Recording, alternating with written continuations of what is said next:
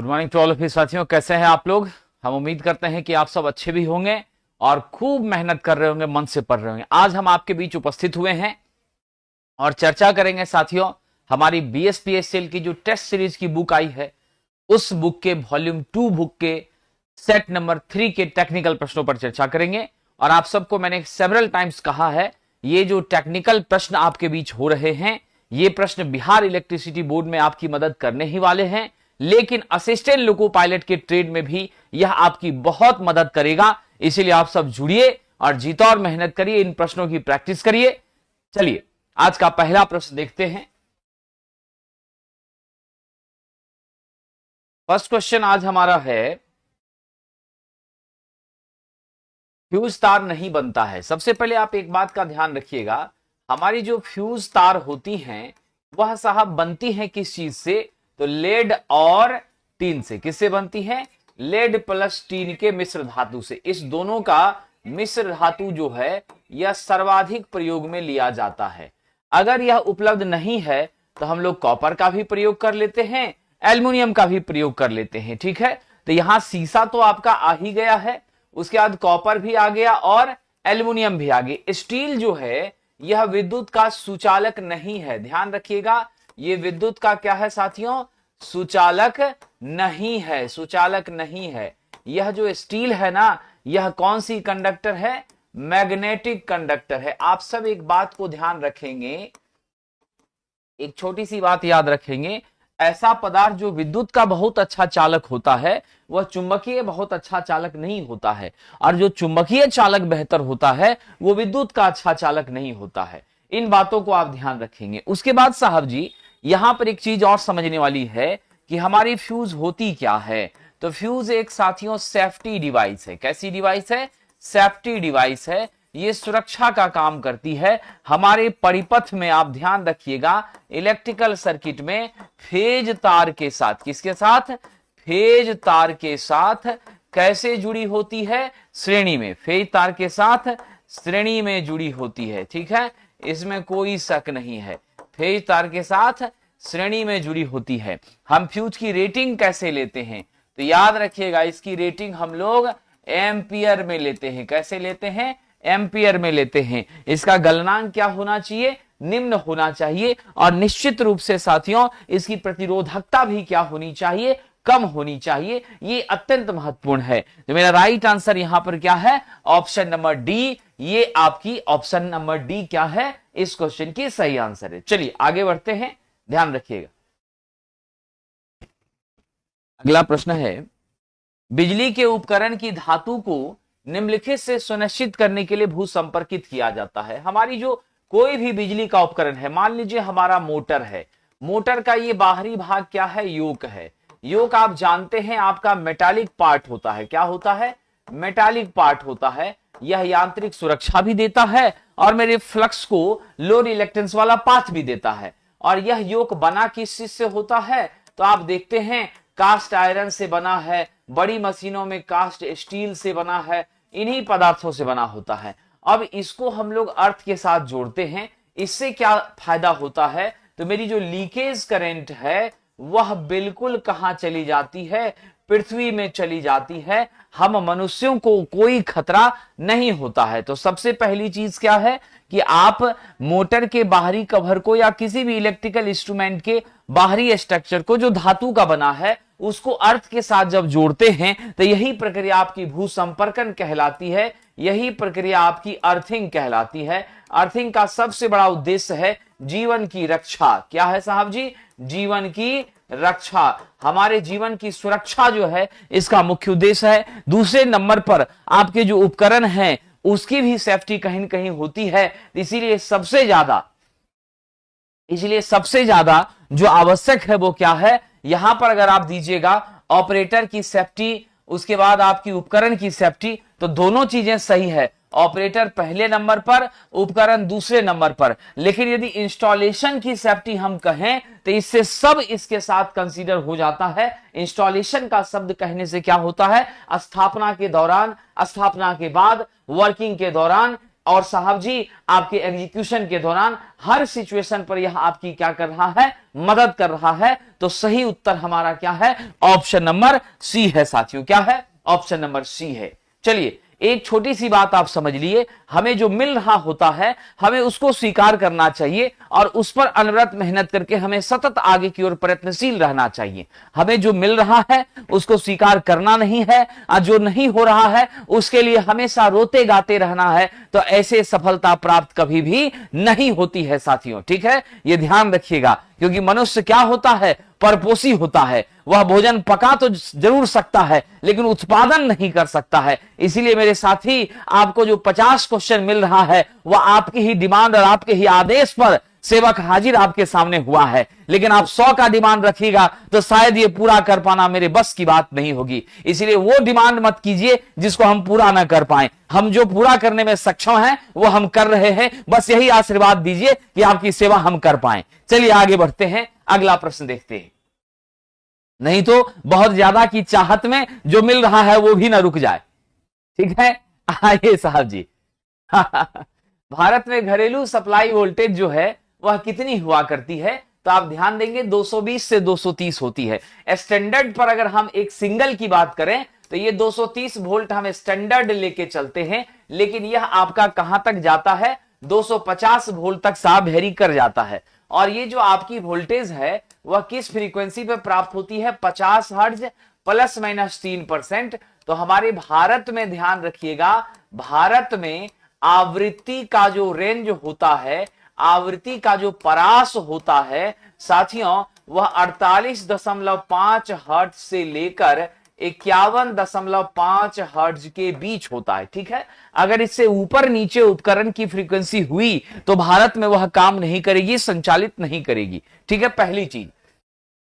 दूसरी महत्वपूर्ण बात, यह हमें प्राप्त होता है साथियों कहां से, तो सेकेंडरी डिस्ट्रीब्यूशन सिस्टम से। सेकेंडरी डिस्ट्रीब्यूशन सिस्टम जो है यह वो व्यवस्था है जिसके माध्यम से सेकेंडरी डिस्ट्रीब्यूशन से यह हमें प्राप्त होता है। और सेकेंडरी डिस्ट्रीब्यूशन में आप कौन सी व्यवस्था, यह जो हमारा डिस्ट्रीब्यूशन ट्रांसफार्मर आउटपुट में हमारी क्या होती है, यहां पर डेल्टा स्टार ट्रांसफार्मर लगी होती है, 3 फेज वाली क्या होती है, डेल्टा स्टार ट्रांसफार्मर लगी होती है। इसके माध्यम से आप 3 फेज 4 तार की प्रणाली क्या करते हैं, 3 फेज 4 तार की प्रणाली का विकास करते हैं। और तो और एक फेज और एवं एक न्यूट्रल, एक फेज एवं एक न्यूट्रल का कनेक्शन करके तब जो आपको आउटपुट मिलता है, पावर मिलता है, वह यही सिंगल फेज का 230 वोल्ट 220 वोल्ट हुआ करता है। ये आप ध्यान रखेंगे और यही हमारे घरों में उपयोग में लिया भी जा रहा है। तो राइट आंसर हमारा क्या है, ऑप्शन नंबर सी है। ठीक है साथियों, चलिए एक और खुशखबरी आपको बताता हूं।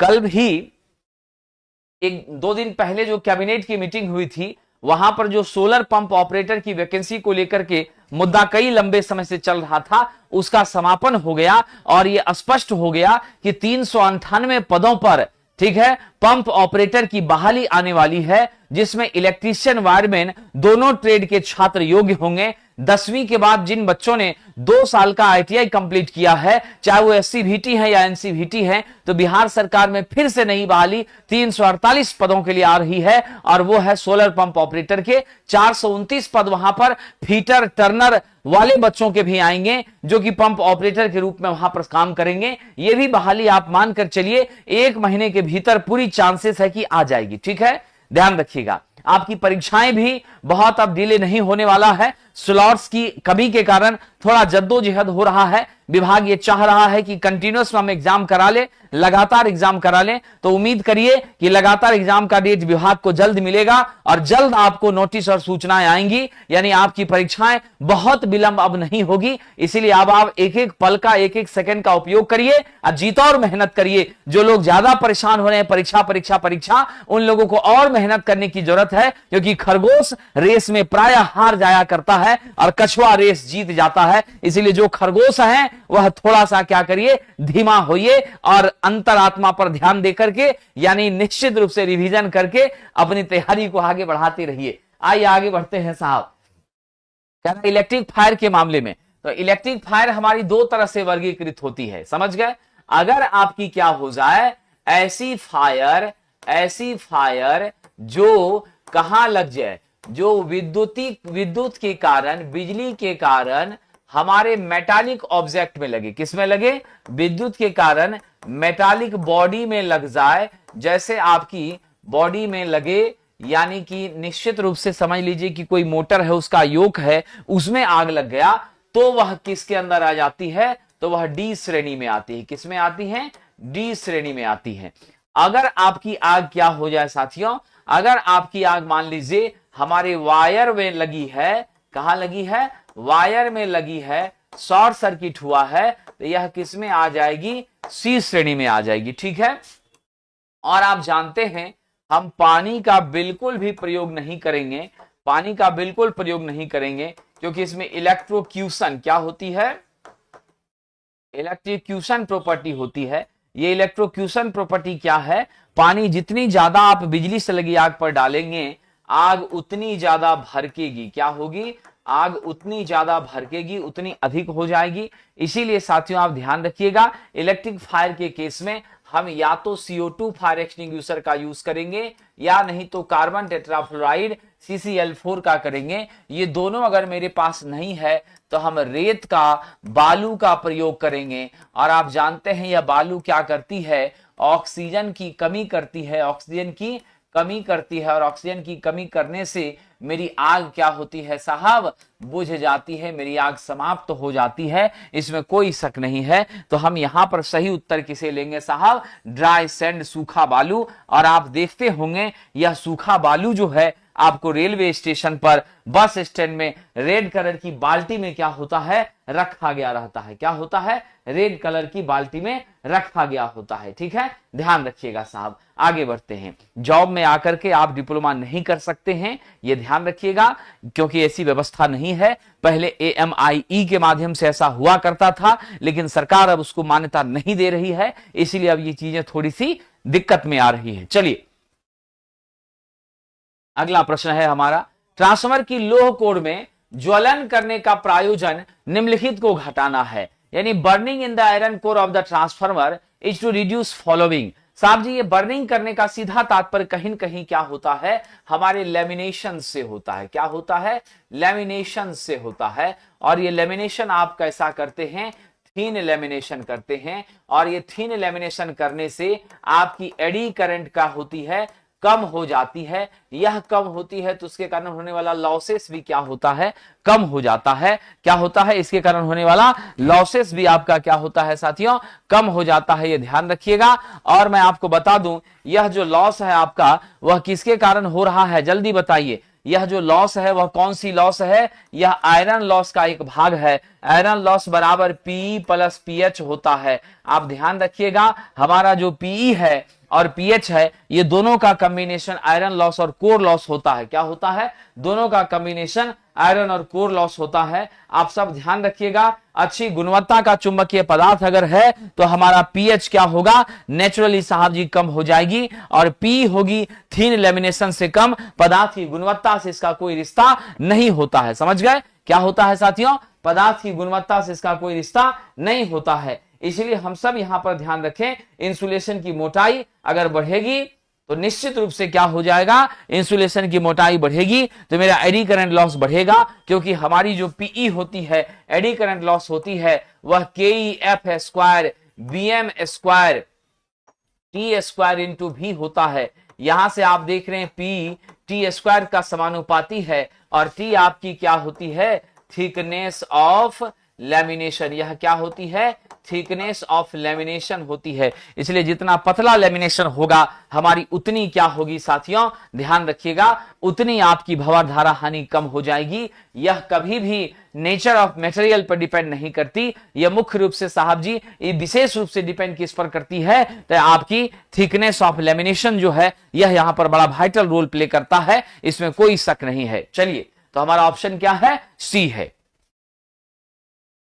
आगे बढ़ते हैं साथियों। अगर आप सभी लोग बिहार इलेक्ट्रिसिटी बोर्ड के लिए अंतिम समय में तैयारी करना चाहते हैं, ठीक है, तो आप हमारे बूस्टर बैच से जुड़ सकते हैं। इस बैच में हम आपको थ्योरी भी बता रहे हैं, साथ ही साथ हम कंसेप्ट भी के साथ साथ अच्छे अच्छे क्वेश्चंस भी करवा रहे हैं, वन लाइनर अप्रोच में रिवीजन करवा रहे हैं। यह विशेष रूप से रिवीजन का ही बैच है। मात्र 199 रुपए में platform by Naveen Kumar Singh application पर यह उपलब्ध है। साथियों, अगर आप कंप्यूटर में रिवीजन करना चाहते हैं और 1000 से भी ज्यादा क्वेश्चन कंप्यूटर के इंपोर्टेंट की प्रैक्टिस करना चाहते हैं विथ थ्योरी के साथ, तो आप जुड़ जाइए बूस्टर हमारे साहब बूस्टर बैच से, जो कंप्यूटर का बूस्टर है मात्र 99 रुपए में अवेलेबल है platform by Naveen Kumar Singh application पर। अगर आप 50 फुल टेस्ट 100 क्वेश्चन का देना चाहते हैं विथ डिस्कशन, तो महापैक ऑफर मात्र 100 रुपए में उपलब्ध है प्लेटफॉर्म ऑनलाइन टेस्ट एप्लीकेशन पर। और अगर आप 51 से लेकर 60 तक का टेस्ट चाहते हैं और, तो आप सेशन 6 से जुड़िए। यदि आप 4000 से अधिक प्रश्नों की प्रैक्टिस करना चाहते हैं, हर एक स्तर का प्रश्न और सभी परीक्षाओं के लिए, तो आप ब्रह्मास्त्र बैच से जुड़िए। हमारी टेस्ट की सभी बैचेज ऑनलाइन में प्लेटफॉर्म ऑनलाइन टेस्ट पर अवेलेबल हैं और सारे courses platform by Naveen Kumar Singh application पर हैं। किसी भी तरह की जानकारी के लिए आप 7070177240 पर ऑफिस आवर में कॉल कर सकते हैं। चलिए साथियों, आगे बढ़ते हैं। अगला प्रश्न है, capacitor start single phase motor का टॉर्क होता है। साथियों, capacitor start single phase motor का जो टॉर्क होता है, तो जब हम कैपेसिटर नहीं लगाए होते हैं तब तो निश्चित रूप से मेरा 0 होता है, लेकिन जब हम कैपेसिटर लगा देते हैं तब इसकी टॉर्क जो होती है 1.5 गुना क्या होती है, आपके TFL के होती है। फुल लोड टॉर्क से स्टार्टिंग टॉर्क 1.5 गुना क्या होता है, ज्यादा होता है। ये कैपेसिटर जो है यह हमें क्या करता है, स्टार्टिंग करने के उद्देश्य से लगाया जाता है।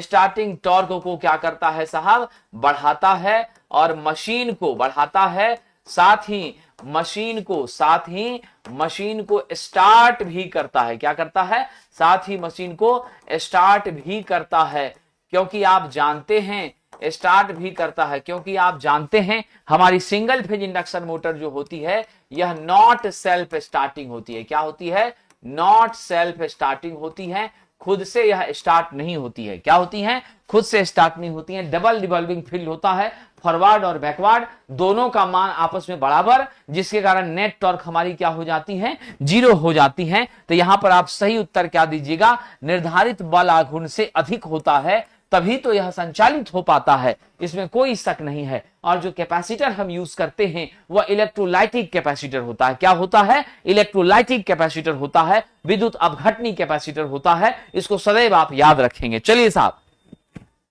और भी याद रखना है कि हमारी कैपेसिटर कहीं न कहीं क्या काम करती है, तो पावर फैक्टर को भी इंप्रूव करने का काम करती है। It has also capability to improve the power factor in any electrical circuitry. Okay dear friend, now the next question, प्रकाश ऊर्जा की वैद्युत ऊर्जा में परिवर्तित करने वाली युक्तियां। साहब जी, लाइट की ऊर्जा को यानी सूर्य की प्रकाश से आपने क्या किया है, सूर्य की प्रकाश से आपने लिया है साहब जी ऊर्जा, और उस ऊर्जा को आप बदल किस में रहे हैं, विद्युत ऊर्जा में। किस में बदल रहे हैं, वैद्युत ऊर्जा में। तो ये काम कौन करता है साहब, सोलर प्लेट करता है, सोलर सेल करता है। क्या करता है, सोलर प्लेट और सोलर सेल करता है। आप जानते हैं अभी हमने थोड़ा इंप्रूवमेंट किया है, 25 से 30% के बीच हम इसकी दक्षता को पहुंचाने का काम किए हैं।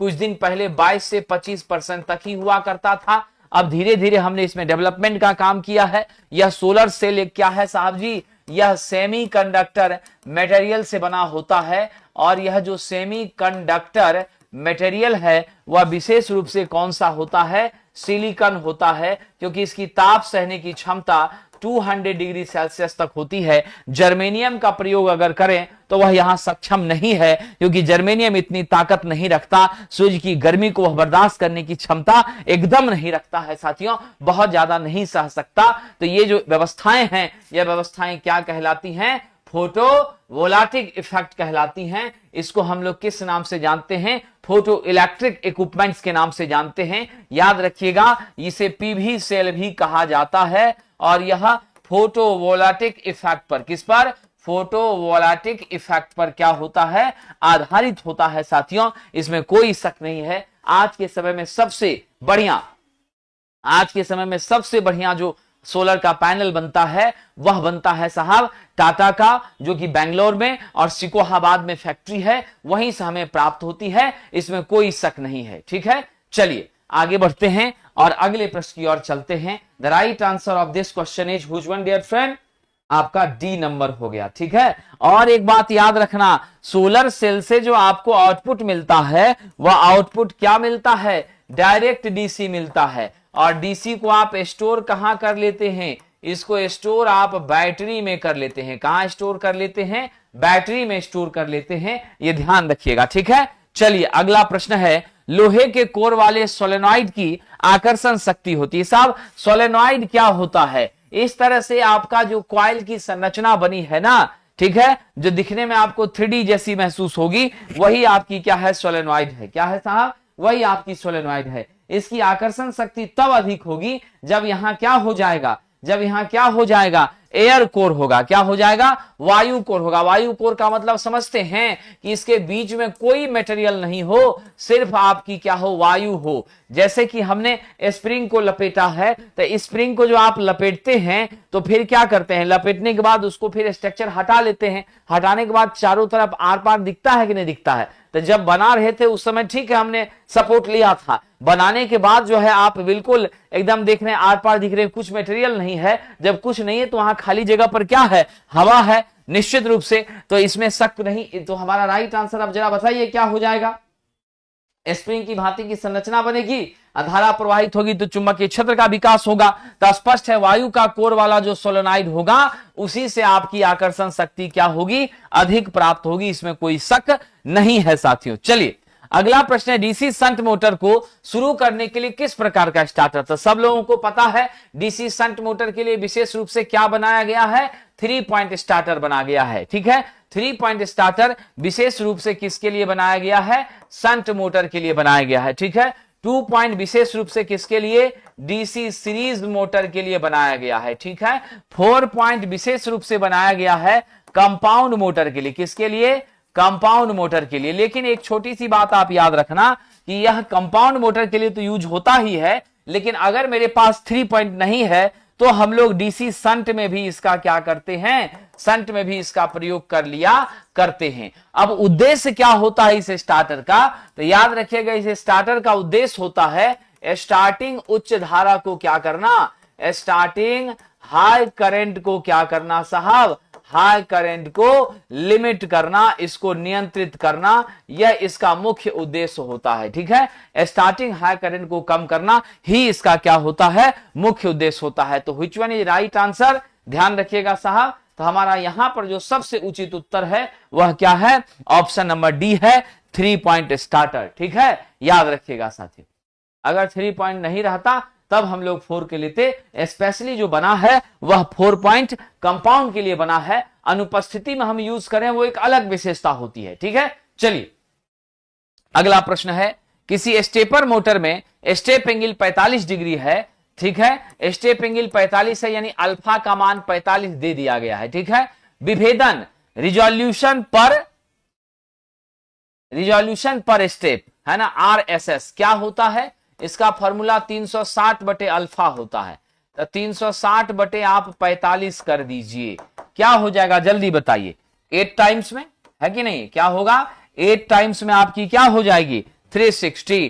तो मेरा रिवॉल्यूशन पर स्टेप्स कितना हो रहा है, 8 हो रहा है। रिवॉल्यूशन पर स्टेप्स कितना हो रहा है, 8 हो रहा है, ये आप ध्यान दे दीजिएगा। ठीक है, चलिए साहब जी अब यहां से गंभीरता पूर्वक हम लोग अगले प्रश्न की ओर चलते हैं और देखते हैं हमारा अगला प्रश्न क्या कह रहा है। विद्यार्थी जी आइए जरा सा, स्क्रीनशॉट आप लोग ले रहे हैं ना, एकदम स्क्रीनशॉट लेते चलिए।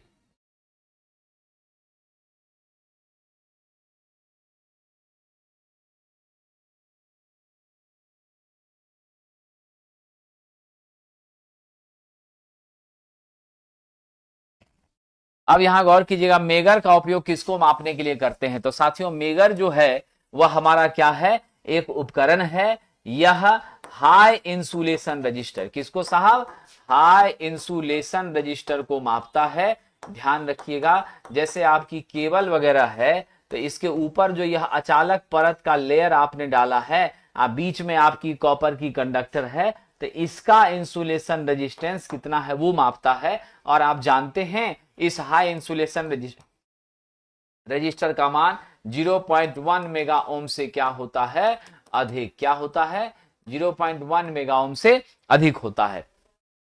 और साथियों एक छोटी सी बात समझ लीजिएगा, 1 ओम तक का प्रतिरोध क्या माना जाता है? लो रजिस्टर माना जाता है। और इसको मापने के लिए हम किसका यूज करते हैं? केल्विन ब्रिज का यूज करते हैं। इसका एडवांस वर्जन है केल्विन डबल ब्रिज। तो कई जगह पे आप देखेंगे केल्विन डबल ब्रिज भी लिखा रहेगा, ठीक है।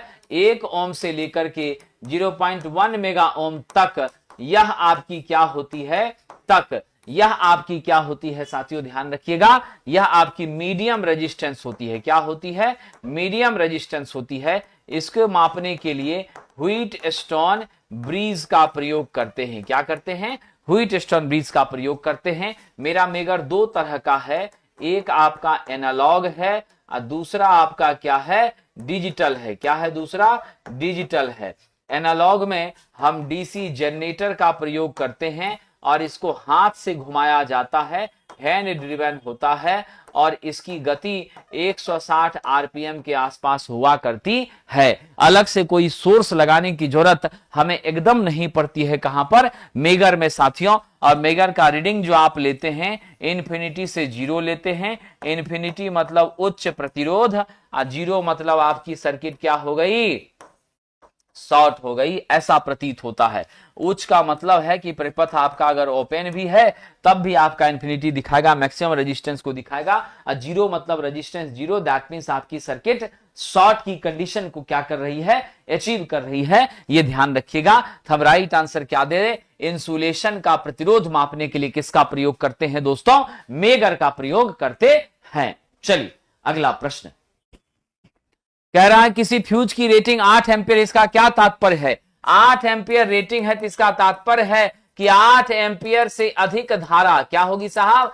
8 एम्पियर से अधिक धारा अगर प्रवाहित हो रही है, क्या हो रही है? प्रवाहित होती है, तो निश्चित रूप से आपका फ्यूज क्या हो जाएगा? ब्लो आउट हो जाएगा। यानी 8 एम्पियर से अधिक धारा बढ़ने पर यह क्या हो जाएगा? ब्लो आउट हो जाएगा। और आप जानते हैं मेरा फ्यूज विद्युत के किस सिद्धांत पर काम करता है? तो ध्यान रखिएगा, धारा के उष्मीय प्रभाव पर क्या करता है? काम करता है। उष्मीय प्रभाव पर काम करता है। ये उष्मीय प्रभाव जूल के नियम से लिया जाता है, I² R इंटू टी होती है। आपकी करंट जैसे बढ़ती है तुरंत आपका क्या होता है? मेरा फ्यूज वायर मेल्ट हो जाता है, पिघल जाता है और साथियों परिपथ क्या हो जाती है? टूट जाती है। परिपथ का संपर्क खत्म हो जाता है, ब्रेक हो जाता है। क्या होता है? परिपथ का संपर्क खत्म हो जाता है, ब्रेक हो जाता है और हम सप्लाई के साथ कनेक्शन नहीं बना पाते हैं। हमेशा याद रखना, फेज तार के साथ कैसे जोड़ते हैं? श्रेणी में। फेज तार के साथ श्रेणी में जोड़ा जाता है। और तो और साथियों हमारे फ्यूज का ऑपरेटिंग टाइम 0.002 सेकेंड हुआ करता है। यह इसका ऑपरेटिंग टाइम होता है जो कि आपके सर्किट ब्रेकर से क्या है? काफी कम है। क्या है साहब? सर्किट ब्रेकर से क्या है? काफी कम है। ये ध्यान रखिएगा। तो राइट आंसर आप क्या देंगे? Option number D. What should be the right answer for this question, dear friend? The option number D is the correct answer. And we are using which material as a fuse wire? We are using, हम इस्तेमाल करते हैं lead and teen. किसका इस्तेमाल करते हैं? PB plus SN. SN जो है इसका मेल्टिंग पॉइंट बहुत ही कम होता है, 232 डिग्री सेल्सियस होता है, ताकि यह जल्दी पिघल जाए, इसीलिए इसका यूज करते हैं। ठीक है, ध्यान रखिएगा साहब। 60 कितना कितना का कॉम्बिनेशन होता है? 63% आपकी होती है, 63% क्या होती है? एसएन। और 37% आपकी क्या होती है? लेड होती है। ये कॉम्बिनेशन होता है। उल्टा चलिएगा तो मिस हो जाएगा। क्या हो जाएगा आपका साहब जी? एसएन होता है कितना बताइए? एसएन 63 और पीबी 37। एसएन 63 और पीबी 37 होता है। ये ध्यान रखिएगा। ऐसा होता है जी कि उल्टा होता है? दोनों आप लोग हमको जवाब दीजिए। कितने लोग इसके साथ सहमत हैं और कितने लोग इसके साथ सहमत हैं? मैं आपके पास ऑप्शन रख रहा हूं। मैं कह रहा हूं एक कि 63% मेरा पीबी होता है और एसएन मेरा 37 होता है। ठीक है। और दूसरी बात मैं बता रहा हूं कि मेरा पीबी 37 होता है, एसएन 63 होता है। कौन सही है आप लोग बताइए। आप लोग एग्जाम के नोटिफिकेशन का वेट कर रहे हैं, एग्जाम की तैयारी भी बहुत अच्छा कर चुके हैं, एग्जाम की तैयारी से लबालब कर रहे हैं, तो जल्दी जवाब दीजिए कौन सा ज्यादा सही होगा। टारगेट बीएसपीएसएल ने कहा है 63-37, बिल्कुल सही कहा है आपने, 63-37 इज द करेक्ट आंसर साहब। यह जो है उचित नहीं है, समझ गए, क्योंकि यह फ्यूज है, यह आपका सोलर नहीं है। यह क्या है साहब? फ्यूज है, फ्यूज वायर है, सोलर नहीं है। जीवन भर याद रखना, पीबी मेरी 63% होती है और एसएन मेरा कितना होता है? 37% होता है। इसको ध्यान रखिएगा, समझ गए। PB 63 and SN 37, this is the real combination. बिल्कुल, बहुत अच्छा, बहुत अच्छा, एकदम सही। इसी तरह मेहनत करना है, ठीक है, एकदम सही जवाब है। चलिए अगला प्रश्न देखते हैं। डैश को कम करने के लिए आर्मेचर कोल पर हम परत चढ़ाते हैं, लेमिनेशन करते हैं। तो नेचुरल सी बात है साहब, चाहे वो आर्मेचर की कोर हमारी लेमिनेटेड सीट के रूप में हो, इसके पीछे का मुख्य कारण यही होता है, लेमिनेटेड सीट के रूप में जब आप उपयोग करते हैं, हमारे कोर की संरचना का निर्माण करते हैं, या फिर आप अपने ट्रांसफार्मर में साहब जी कोर का निर्माण करते हैं, तो इसका मुख्य उद्देश्य होता है भंवर धारा हानि को क्या करना? कम करना। क्योंकि आप सब जानते हैं मेरी भंवर धारा हानि का मान होता है के BM square F square T square into भी होता है। तो मेरा पी समानुपाती टी स्क्वायर के है, और टी आपका क्या है साहब? थिकनेस ऑफ लेमिनेशन है, यानी आपके लेमिनेशन की मोटाई को व्यक्त करता है। मेरी जितनी पतली लेमिनेशन होगी उतना बेहतर आपका होगा और उतनी कम आपकी भंवर धारा हानि होगी। हम समान रूप से 0.35 mm से लेकर 0.5 mm का क्या करते हैं? थिकनेस रखने का प्रयास करते हैं। याद रखना 0.5 mm जब 25 हर्ट्ज का फ्रीक्वेंसी होगा तब, और जैसे फ्रीक्वेंसी बढ़ेगी थिकनेस और आप क्या करते हैं? मिनिमाइज करने का प्रयास करते हैं। तो आर्मेचर कोर पर आपने लेमिनेशन किया है, यहां जो शब्द है वह लेमिनेशन है। तो लेमिनेशन शब्द सिर्फ भंवर धारा के लिए, अगर पदार्थ रहे तब लेमिनेशन रहे, याद रखिएगा। अच्छी गुणवत्ता का चुंबकीय पदार्थ और लेमिनेशन, देन आप दोनों लेंगे, हिस्टेरेसिस और एडी करंट लेंगे, ठीक है। हिस्टेरेसिस कम होता है आपके बेहतर गुणवत्ता के चुंबकीय पदार्थ का यूज करके, दैट मीन सीआरजीएस का यूज करके, सिलिकॉन स्टील का यूज करके, इन सब का यूज करके ये कम होता है। लेकिन जैसे ही बात आप लेमिनेशन की करते हैं, यह सिर्फ और सिर्फ क्या होगा? एडी करंट पर होगा। यह सदैव याद रखिएगा साथियों, इसमें कोई शक नहीं है। Only eddy current depends upon the thickness of lamination, there is no any relation with hysteresis loss to the thickness of lamination. Hysteresis loss depends upon the frequency, also depends upon the nature of material. There is no any relation between hysteresis losses with respect to the thickness of lamination. So the correct answer of this question is which one? Option number B हो जाएगा। इसलिए सही उत्तर इसका क्या होगा dear friend? Option number B होगा, यह ध्यान रखिएगा। चलिए आगे बढ़ते। अगला प्रश्न है, प्रतिरोध के तापन में प्रति ओम प्रति डिग्री सेल्सियस की वृद्धि। कह रहा है प्रति ओम प्रति डिग्री सेल्सियस की वृद्धि, यही चीज आपकी कहलाती है साहब जी धनात्मक ताप गुणांक कहलाती है। क्या कहलाती है? पीटीसी कहलाती है। आप जानते हैं इस पीटीसी जो हमारी टेम्परेचर कॉफिशिएंट है, ये आपकी क्या है? पॉजिटिव टेम्परेचर कॉफिशिएंट है। और ये पॉजिटिव टेम्परेचर कॉफिशिएंट को आप व्यक्त करते हैं, आरटी बराबर होता है, क्या होता है? R0 into 1 plus alpha T होता है। यही मेरा क्या है साहब? टेम्परेचर कॉफिशिएंट है। अलग अलग मटेरियल का क्या होता है? अलग अलग होता है। इसका यूनिट होता है प्रति डिग्री सेल्सियस। इसका यूनिट क्या होता है? प्रति डिग्री सेल्सियस। और पीटीसी का एग्जाम्पल कौन है साहब? आपकी जितनी भी मेटालिक कंडक्टर हैं वो सब पीटीसी होती है। इसका उद्देश्य यही है कि टेम्परेचर के बढ़ने से करस्पॉन्डिंगली मेरा रेजिस्टेंस बढ़ता है, और टेम्परेचर के घटने से करस्पॉन्डिंगली रेजिस्टेंस मेरा क्या होता है? घट जाता है। अब आपका एनटीसी है निगेटिव टेम्परेचर कॉफिशिएंट। इससे पता चलता है कि टेम्परेचर के बढ़ने पर रेजिस्टेंस घटेगी और टेम्परेचर के घटने पर रेजिस्टेंस बढ़ेगी। यह जो आपका एनटीसी होता है, यह मटेरियल आपकी कौन सी होती है? सेमीकंडक्टर होती है। यह मटेरियल आपकी कौन सी होती है? इंसुलेटर होती है। ये दोनों है साथियों, ये ध्यान रखिएगा। और एक आपकी जेडटीसी होती है, इसमें टेम्परेचर के बढ़ने और घटने से रजिस्टर कांस्टेंट रहता है, इस पर कोई असर नहीं पड़ता। तो जेडटीसी हमारी क्या है? मैग्नीन है, हमारी यूरेका है, समझ गए। ये सब जो मटेरियल है स्टैंडर्ड रेजिस्टेंस के रूप में क्या होता है, उपयोग में लिया जाता है। तो हम सही उत्तर किसको लेंगे साहब, ऑप्शन नंबर डी को लेंगे, इसमें कोई शक नहीं है।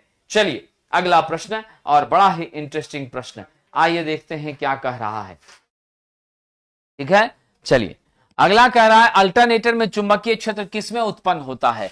तो अल्टरनेटर में जो है हम लोग क्या करते हैं साहब, यहां पर ध्यान रखिएगा, फील्ड वाइंडिंग इन खांचेदार संरचना में स्टेटर में ही आर्मेचर कोर असेंबल होती है। क्या होती है, स्टेटर में ही आपका आर्मेचर कोर असेंबल होता है। ठीक, और रोटर जो है वह आपका यहां है, और हम फील्ड वाइंडिंग जो है वह कहां पर लगा रहे हैं, तो रोटर पर लगा रहे हैं। फील्ड वाइंडिंग कहां है, आपके रोटर पर, और इसको कार्बन ब्रश के माध्यम से डीसी एक्साइटेशन दे रहे हैं। क्या कर रहे हैं, डीसी एक्साइटेशन हम किसे दे रहे हैं, फील्ड वाइंडिंग को दे रहे हैं। ठीक है, और ये डीसी एक्साइटेशन जो हम दे रहे हैं वह किसकी मदद से, डीसी शंट जनरेटर की मदद से दे रहे हैं।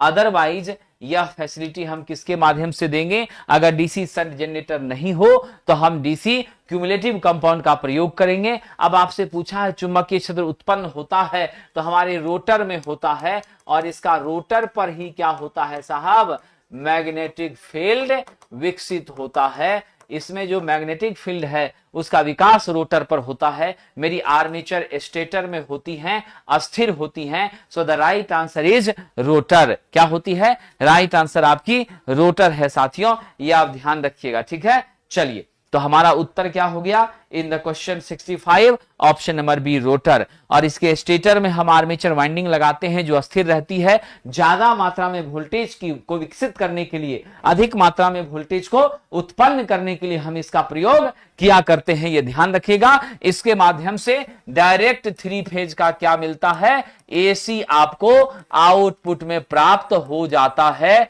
और आप याद रखना, सिलिंड्रिकल टाइप के रोटर की संरचना का प्रयोग थर्मल प्लांट में करते हैं, और साहब आप यह भी याद रखना, सैलिएंट टाइप के संरचना का प्रयोग हम कहां करते हैं, हाइडल प्लांट में करने का काम करते हैं। ठीक है, चलिए नाउ द नेक्स्ट क्वेश्चन, दो ट्रांसफार्मर के पैरेलल ऑपरेशन के लिए कौन सी शर्तें अनिवार्य नहीं है। साहब फेज सीक्वेंस समान होना चाहिए, आवृत्ति समान होना चाहिए, वोल्टेज का अनुपात समान हो तो बहुत अच्छा है। ये केवीए रेटिंग का समान होना ये कोई इंपॉर्टेंट शर्त नहीं है, ना ही डिजायरेबल है और नहीं मैंडेटरी है। इसके नहीं रहने या रहने से कोई फर्क नहीं पड़ता। हां ये बात जरूर है कि परसेंटेज इंपीडेंस पर हमारी शेयरिंग ऑफ केवीए डिपेंड करती है, इसमें कोई शक नहीं है। बट केवीए रेटिंग का समान होना this is not the condition regarding to parallel operation of transformer. साथियों पैरेलल ऑपरेशन करने से हमारी विश्वसनीयता बढ़ती है। क्या होती है, पैरेलल ऑपरेशन करने से हमारी विश्वसनीयता बढ़ती है, भरोसा बढ़ता है। अगर कहीं कोई फॉल्ट आती है तो उस समय हम एक ट्रांसफार्मर में फॉल्ट आया है तो दूसरे तीसरे के माध्यम से हम लोड को सेटल कर पाते हैं। 24 आवर की इलेक्ट्रिसिटी का जो सपना हमारा है उसको पूरा करने में हम इन सारी व्यवस्थाओं के माध्यम से क्या होते हैं, सक्षम हो जाते हैं, इसमें कोई शक नहीं है। राइट आंसर आपका क्या है साहब, ऑप्शन नंबर सी है। देखिए विद्यार्थी जी, जितनी भी चीजें आपको पढ़ाई जा रही है और जो भी चीजें आपके बीच एक्सप्लेन कर रहा हूं, अगर आप जेई की तैयारी कर रहे हैं, चाहे आप आरआरबी जेई कर रहे हैं, चाहे आप ध्यान रखिएगा एसएससी जेई कर रहे हैं, आप किसी भी जेई की तैयारी कर रहे हैं, तो यह जो डिस्कशन है 100 का 100% जेई वाले बच्चे को भी फायदा पहुंचाने वाला है। इसका सारा का सारा क्वेश्चन जो है जेई की परीक्षाओं में भी आने के लायक है और आने के लायक कैपेबल भी है साथियों। तो इसीलिए आप जेई वाले बच्चे भी इस बैच से जुड़िए, इस क्लासेस से जुड़िए। ये फ्री में यूट्यूब पर आपकी सेवा के लिए दी जा रही है और यहां से प्रश्नों की प्रैक्टिस करिए, निश्चित आपके एग्जाम में फायदा होगा, यह मेरा विश्वास है और मेरा वादा भी आपसे है। आप फर्क महसूस करिएगा। You must collect the all question related to this series of discussion at YouTube that is very helpful for all of the students that are preparing for JEE examination। ये ध्यान रखिएगा, जो भी छात्र JEE एग्जामिनेशन की तैयारी में लगे हैं सबको फायदा पहुंचेगा, ठीक है। और आपको एएलपी में तो फायदा पहुंचेगा ही, आपको साहब बीएसटीसी में फायदा पहुंचेगा ही, मध्य प्रदेश लाइनमैन की जो बहाली आ रही है 1100 वहां भी फायदा पहुंचेगा। इतना ही नहीं साहब, आपको जो पंप ऑपरेटर का बहाली आएगा 348 वहां भी फायदा पहुंचेगा। तो इस सीरीज को आप जबरदस्त ढंग से क्या करिएगा, मेहनत करिएगा।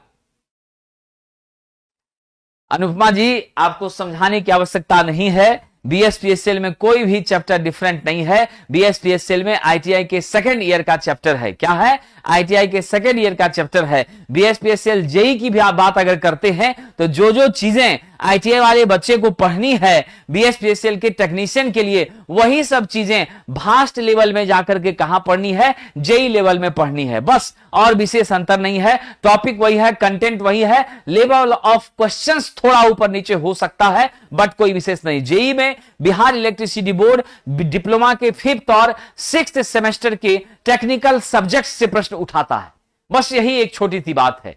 ठीक है, आइए साहब जी, मोटर के चलते समय उसके त्वरित होने में देरी का कारण क्या हो सकता है? मोटर चालू है लेकिन स्पीड अप नहीं हो रहा है, मतलब एक्सेलरेशन नहीं हो रहा है, उसकी गति में क्या हो रहा है साहब, ध्यान रखिएगा, उसकी गति में क्या हो रहा है, अचानक से साहब इंप्रूवमेंट नहीं आ रही है, किक नहीं हो रहा है। तो ऐसा क्यों हो रहा है, इसके पीछे क्या कारण है, जरा सा हमें जवाब दीजिएगा साहब जी। इसके पीछे का सबसे महत्वपूर्ण कारण है कि कहीं न कहीं आपकी क्या हो गई है, हमारा फॉल्टी क्या है साहब, कॉन्टैक्ट पॉइंट है। क्या है? देरी होने का क्या नहीं है, तो नहीं है में हमारा क्या हो जाएगा, कॉन्टैक्ट पॉइंट यदि फॉल्टी होगा तो मोटर आपका चलेगा ही नहीं। क्या होगा? मोटर चलेगा ही नहीं। तो बाद बाकी जब बंदे है तो स्पीड अप का बात ही नहीं उठता है। अगर कहेगा कि क्या कारण है, तो लोड का बहुत ज्यादा बढ़ना भी इसके एक्सेलरेशन में देरी का कारण है। लो सप्लाई वोल्टेज का होना, यानी स्टार्टिंग में ही मेन सप्लाई वोल्टेज इसको 230 वोल्ट चाहिए, आप 100 वोल्ट दे रहे हैं, तब भी यह संचालित नहीं होगा, उस समय भी दिक्कत होगी। अगर वायरिंग ही आपने उल्टा पुल्टा कर दिया है, तब भी यह दिक्कत आपकी झेलनी पड़ेगी। तो ध्यान रखिएगा, ये प्रॉब्लम होने का कारण अधिक लोड है, प्रॉब्लम होने का कारण सप्लाई वोल्टेज का कम होना है, प्रॉब्लम होने का कारण वायरिंग का गड़बड़ होना है। लेकिन याद रखना साहब, faulty contact point is not the reason to decelerate the DC machine या एनी टाइप ऑफ मशीनरीज। ये फॉल्टी कांटेक्ट पॉइंट सप्लाई को ही चालू नहीं होने देगा, स्पीड को कम ज्यादा करना तो बात की चीज है। इसलिए हम राइट आंसर क्या होंगे साहब जी, ऑप्शन नंबर सी है। आइए आगे बढ़ते हैं। अगला प्रश्न है, लघु परिपथ स्थिति में फ्यूज ना उड़ने का क्या कारण है? साहब जी, शॉर्ट सर्किट होने के बावजूद भी सर्किट आपका शॉर्ट हो गया। देख लीजिए, यहां हमने फ्यूज को लगाया था, इधर मेरी सर्किट जो थी वह क्या हो गई साहब, शॉर्ट कर गई, पूरा डिवाइस हमारा डैमेज हो गया, जल गया। लेकिन मेरा फ्यूज तार जो है यह पिघला ही नहीं, मेल्ट ही नहीं हुआ, मेल्ट ही नहीं हुआ। अब इसका कारण क्या है? इसका कारण है आपका फ्यूज तार क्या है साहब, उच्च रेटिंग का है। क्या है? बहुत हाई रेटिंग का है। तो आपने ले लिया है, आपको धारा चाहिए थी उपकरण के लिए मात्र 5 एम्पियर की, और आप 50 एम्पियर का फ्यूज लगा चुके हैं। तो जब तक 50 नहीं पहुंचेगा और 50 से ज्यादा नहीं होगा, तब तक कहां से आपका यह शॉर्ट होगा। और आपको तो क्षमता हमारे उपकरण की और हमारे तार की मात्र 5 एम्पियर है, और आप जबरन उससे 50 लिए जा रहे हैं, तो स्वाभाविक सी बात है आपको धोखा तो, आपको कष्ट तो, आपको दिक्कत तो झेलना ही पड़ेगा, है कि नहीं है? तो राइट आंसर क्या है, फ्यूज की रेटिंग बहुत अधिक है। हम लोग अपने घरों में समान रूप से 5 एम्पियर की क्या करते हैं, घरेलू इस्तेमाल के लिए फ्यूज का उपयोग करते हैं। और अगर आपका साहब जी एसी है, उसके बाद आप समझ लीजिए फ्रीज है, या फिर आपका हीटर को ऑपरेट करना है, तो वैसे सब के लिए आप 16 एम्पियर का, 6 और 16 यही हमारा स्टैंडर्ड रेटिंग होता है डोमेस्टिक पर्पस में। इसी का हम क्या करते हैं, इस्तेमाल करते हैं। ठीक है, the right answer is which one, option number B. कह रहा कार में एम्पियर घंटा क्षमता की बैटरियां, तो कार में हम लोग समान रूप से ध्यान रखिएगा 30 से लेकर के 60 AH की बैटरियों का क्या करते हैं, प्रयोग किया करते हैं। ये AH आपका क्या होता है, ध्यान रखिएगा। ठीक है, क्यों साहब जी, इसका आंसर आपको डी क्यों लगेगा? राइट आंसर फ्यूज की रेटिंग का बहुत अधिक होना है, ये ध्यान रखिएगा, समझे कि नहीं।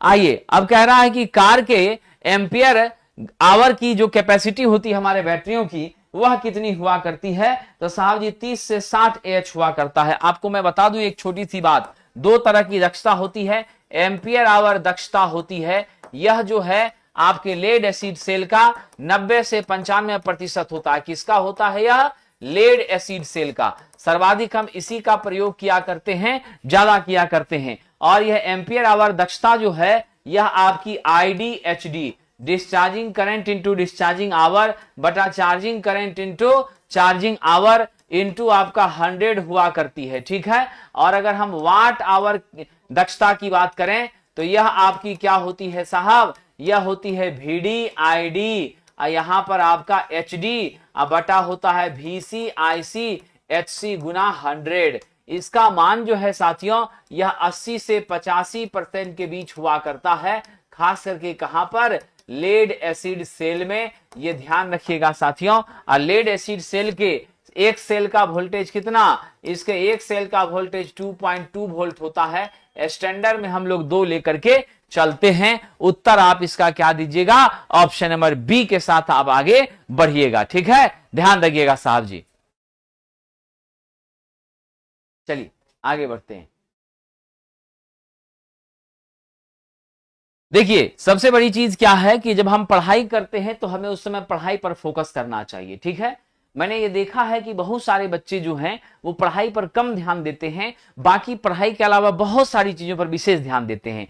तो ये आप हमेशा याद रखना, सच में सिलेक्शन उसी का होता है जो बाकी चीजों को छोड़कर सिर्फ पढ़ाई पर ध्यान केंद्रित करता है, और तभी वो अपनी मंजिल को पा सकता है। ये बातें अलग है, समझ गए? इसीलिए आप सभी लोगों को मैं एक छोटी सी सलाह देता हूं, हालांकि ये सलाह बहुत बुरी है। सोशल मीडियाज और मोबाइल या अनर्गल प्रलापों से अभी एकाध महीना आप अपने आप को बचा कर रखिए। अगर एकाध महीना अपने आप को आप बचा कर रखेंगे तो आपकी लाइफ बदल जाएगी साहब। या तो आप इस असिस्टेंट लोको पायलट बनकर राष्ट्र की सेवा करेंगे, या नहीं तो BSPSL में टेक्नीशियन बन जाएंगे। ये जो नौकरियों का भी बाहर आया हुआ है और अलग अलग नौकरियां आने भी वाली है, उसमें कहीं ना कहीं आप एक सीट प्राप्त कर लेंगे और अपना जीवन बदल लेंगे, अपने परिवार का जीवन बदल लेंगे। इसलिए साहब जी कुछ समय आप अलर्ट होइए, कुछ समय आप अपने इस नेचुरली जो आपका स्वभाव है उस स्वभाव को थोड़ा सा विराम लगाइए और आप दोस्ती करिए, आप अपना तो बढ़ाइए। आप जो है साहब जी अपनी मेहनत को दिन दुगुना रात चौगुना करिए और अपने पढ़ाई पर विशेष ध्यान दीजिए। यही आपका जीवन बदल पाएगा और कुछ भी नहीं है साहब। ठीक है, ध्यान रखिएगा। 200 MVA हमारी क्या है? ब्रेकिंग कैपेसिटी है। 33 के भी रेटिंग है। 3 फेज का वियोजक की संयोजन धारा कितनी है? यानी आपसे पूछ रहा है साहब जी आई मेकिंग पूछ रहा है। आई मेकिंग आप जानते हैं 2.55 इंटू क्या होता है? आई ब्रेकिंग होता है। यही है ना साहब। अब हम यहां से S बराबर रेटिंग बराबर जानते हैं √3V इंटू आई ब्रेकिंग। तो यहां से आप आई बी निकाल लीजिए तो S बटा क्या होगा? √3V हो जाएगा। यही मेरा वैल्यू हो जाएगा। आई बी का मान क्या हो जाएगा? S बटा √3V हो जाएगा। ठीक है। अब चलिए जरा सा हम लोग सिंप्लीफाई करके देख लेते हैं कितना मान मेरा आ रहा है। अब विद्यार्थी जी अब यहां से जब आप सिंप्लीफाई करते हैं तो आप IB का मान क्या लिखिएगा?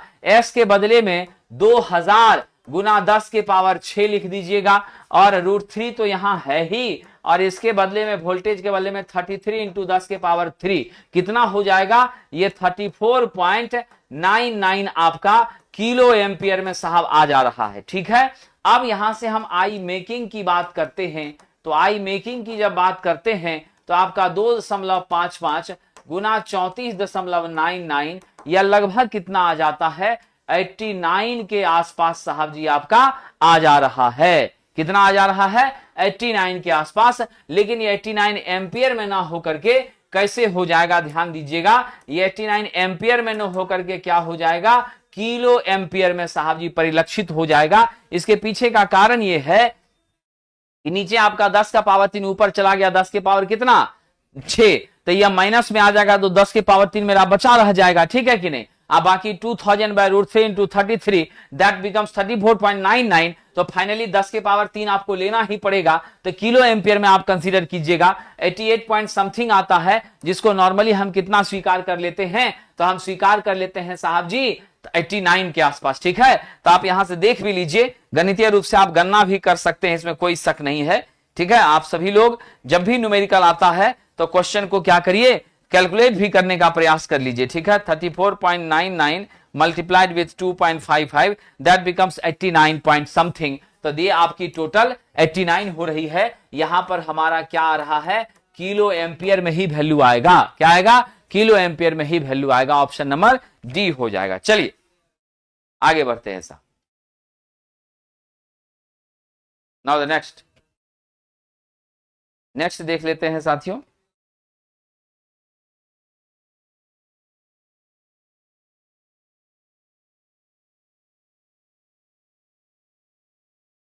चलिए अगला प्रश्न है, single phase motor 120 volt 50 hertz की लाइन से 5 एम्पियर का करंट लेता है, पावर फैक्टर 65% है, मोटर द्वारा अवशोषित। तो मेरे पास कॉस फाई कितना दे दिया है, 0.65 दे दिया है। ठीक है, पावर फैक्टर।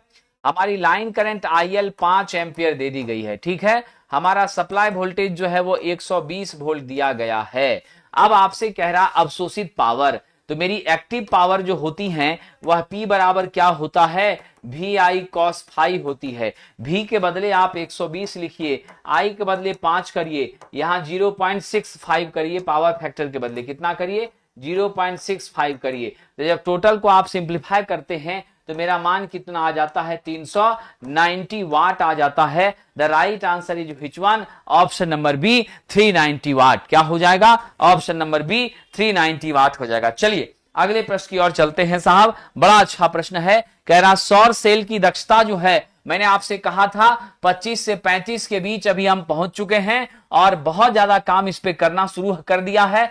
100 गीगावाट जो है वह भारत की क्षमता हो गई है सोलर के जनरेशन में। दुनिया का सबसे बड़ा सोलर प्लांट हमारे भारत में ही है, बरला सोलर प्लांट, जो कि आपका कहां पड़ता है, राजस्थान में पड़ता है साथियों, ये ध्यान रखिएगा। और यह सोलर सेल जो है यह फोटोवोल्टिक इफेक्ट पर, किस पर, फोटोवोल्टिक इफेक्ट पर काम करता है। और याद रखिएगा इसके माध्यम से डायरेक्ट हम किसका उत्पादन करते हैं, डीसी का उत्पादन करते हैं। यह सूर्य की प्रकाश ऊर्जा को किसमें बदलता है, विद्युत ऊर्जा में बदलने का काम कर रहा है साथियों। Option number B is the correct answer. कह रहा किसी शक्ति केंद्र की मैक्सिमम डिमांड कितनी है, 2000 है। अलग अलग भार पर अधिकतम डिमांड 400, 600, 800 और 200 और 500 है। डायवर्सिटी फैक्टर क्या होगा साहब जी, डायवर्सिटी फैक्टर का आप फॉर्मूला जानते हैं। डायवर्सिटी फैक्टर क्या होता है, कितने बच्चों को याद है जरा बताइए। How many students have idea about the diversity factor. ये होता है साहब sum of individual demand by maximum demand. क्या होता है, sum of individual demand by आपकी क्या होती है, बाय आपकी क्या होती है, मैक्सिमम डिमांड। ठीक है, क्या होती है, मैक्सिमम डिमांड। तो हमारी इंडिविजुअल डिमांड देख लीजिए आपका कितना है, आपका इंडिविजुअल डिमांड है साहब मैक्सिमम 400 प्लस 600 प्लस 800 प्लस आपका 200 प्लस आपका 500 अब बटा नीचे आपका क्या हो गया, 2000। ठीक है, अब जरा सॉल्व कर लीजिए। तो आपका 6 4 10 8 18 18 और 2 20 अब 5 कितना, 25, कितना हो गया, 25। तो टोटल को जोड़ दीजिए तो कितना हो गया आपका, ऊपर में 2500 और नीचे आपका क्या हो गया, 2000। 0 0 कट गया। ठीक है, तो आप यहां से सिंप्लीफाई कर लीजिए, 25/20 how much will be the value dear friend, बताइए how much will be the value. कितने बच्चे इसके साथ सहमत है, 1.25, कितना हो गया, 1.25 के आसपास आ गया। ऑप्शन नंबर क्या हो गया, बी। याद रखना डायवर्सिटी फैक्टर का मान क्या होता है, 1 से ज्यादा हुआ करता है। क्या होता है, more than 1। You always remember that DF का वैल्यू क्या होता है, मोर देन 1 होता है। एक अकेले का मैक्सिमम डिमांड अब बाकी सभी सिस्टम का मैक्सिमम डिमांड का योग नेचुरली एक अकेले से क्या होगा, ज्यादा होगा। ठीक है, चलिए साहब,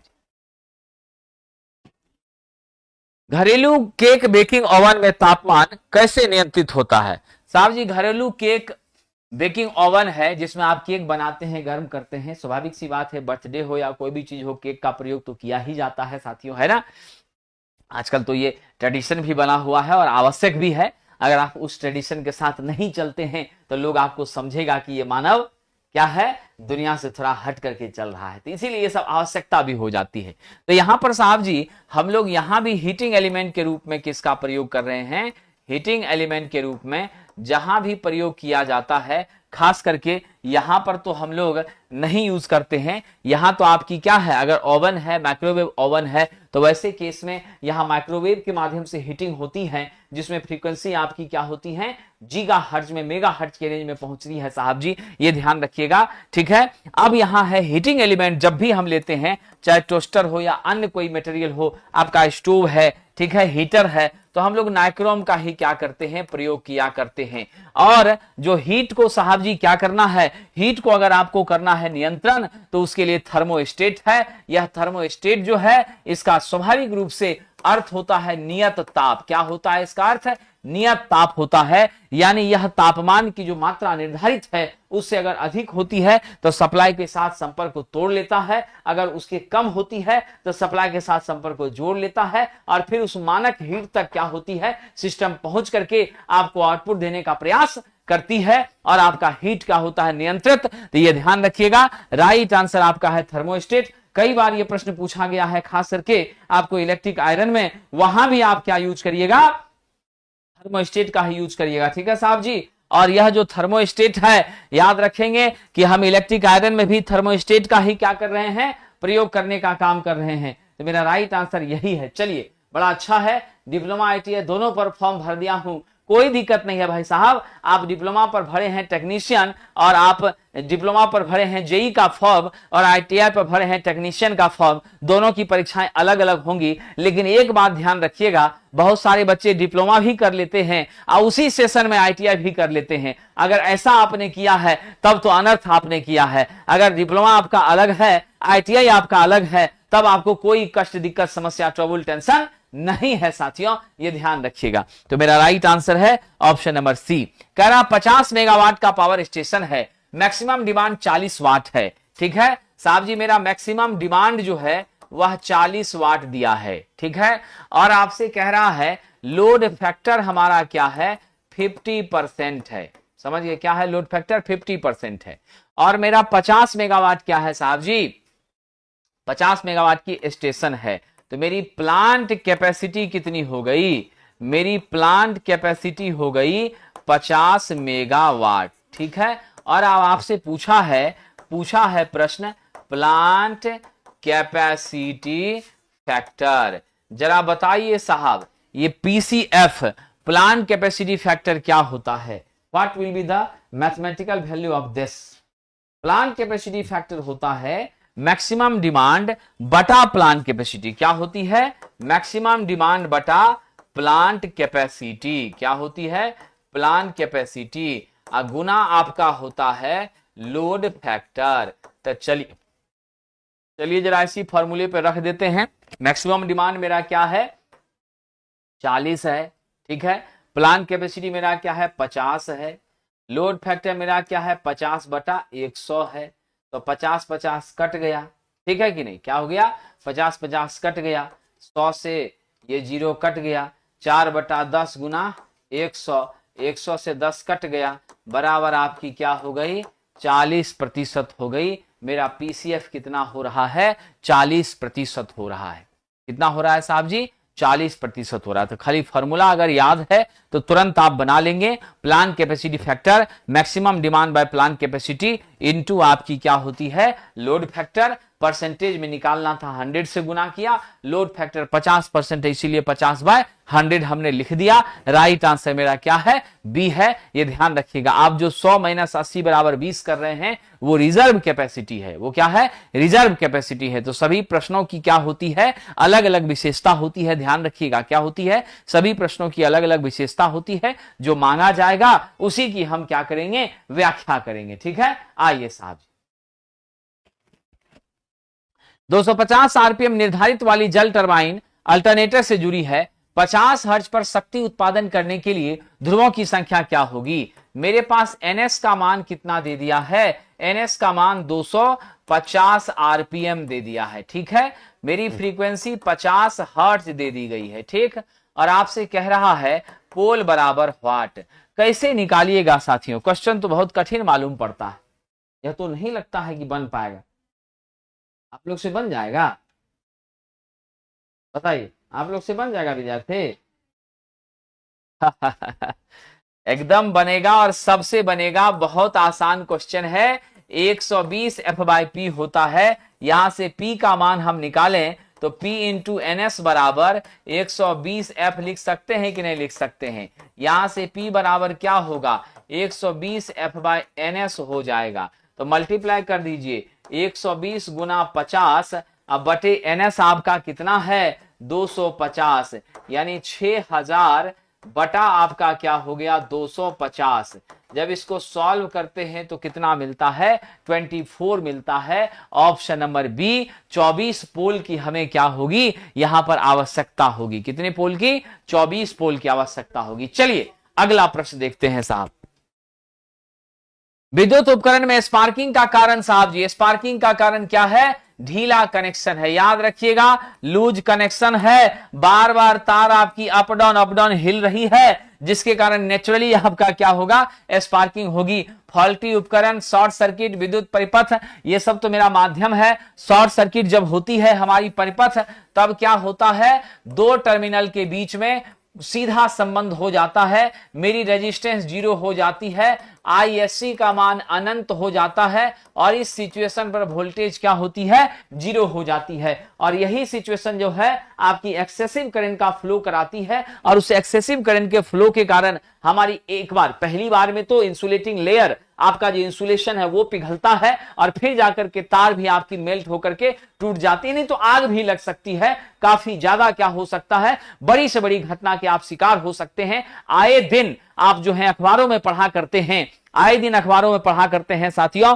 क्या पढ़ा करते हैं, तो इस मार्केट में शॉर्ट सर्किट के कारण आग लग गई है। तो ऐसी चीजें आपको सुनने को मिलती है। इसका मुख्य कारण होता है short circuit and the main reason for sparking in electrical circuit is loose connection. तो हमेशा कहा जाता है कि कभी भी साहब जी लूज वायरिंग नहीं करनी चाहिए और वाइंडिंग को भी कभी ढीला नहीं रखना चाहिए। ये दो बातें सदैव हम लोगों को क्या करनी है, ध्यान रखनी है साथियों।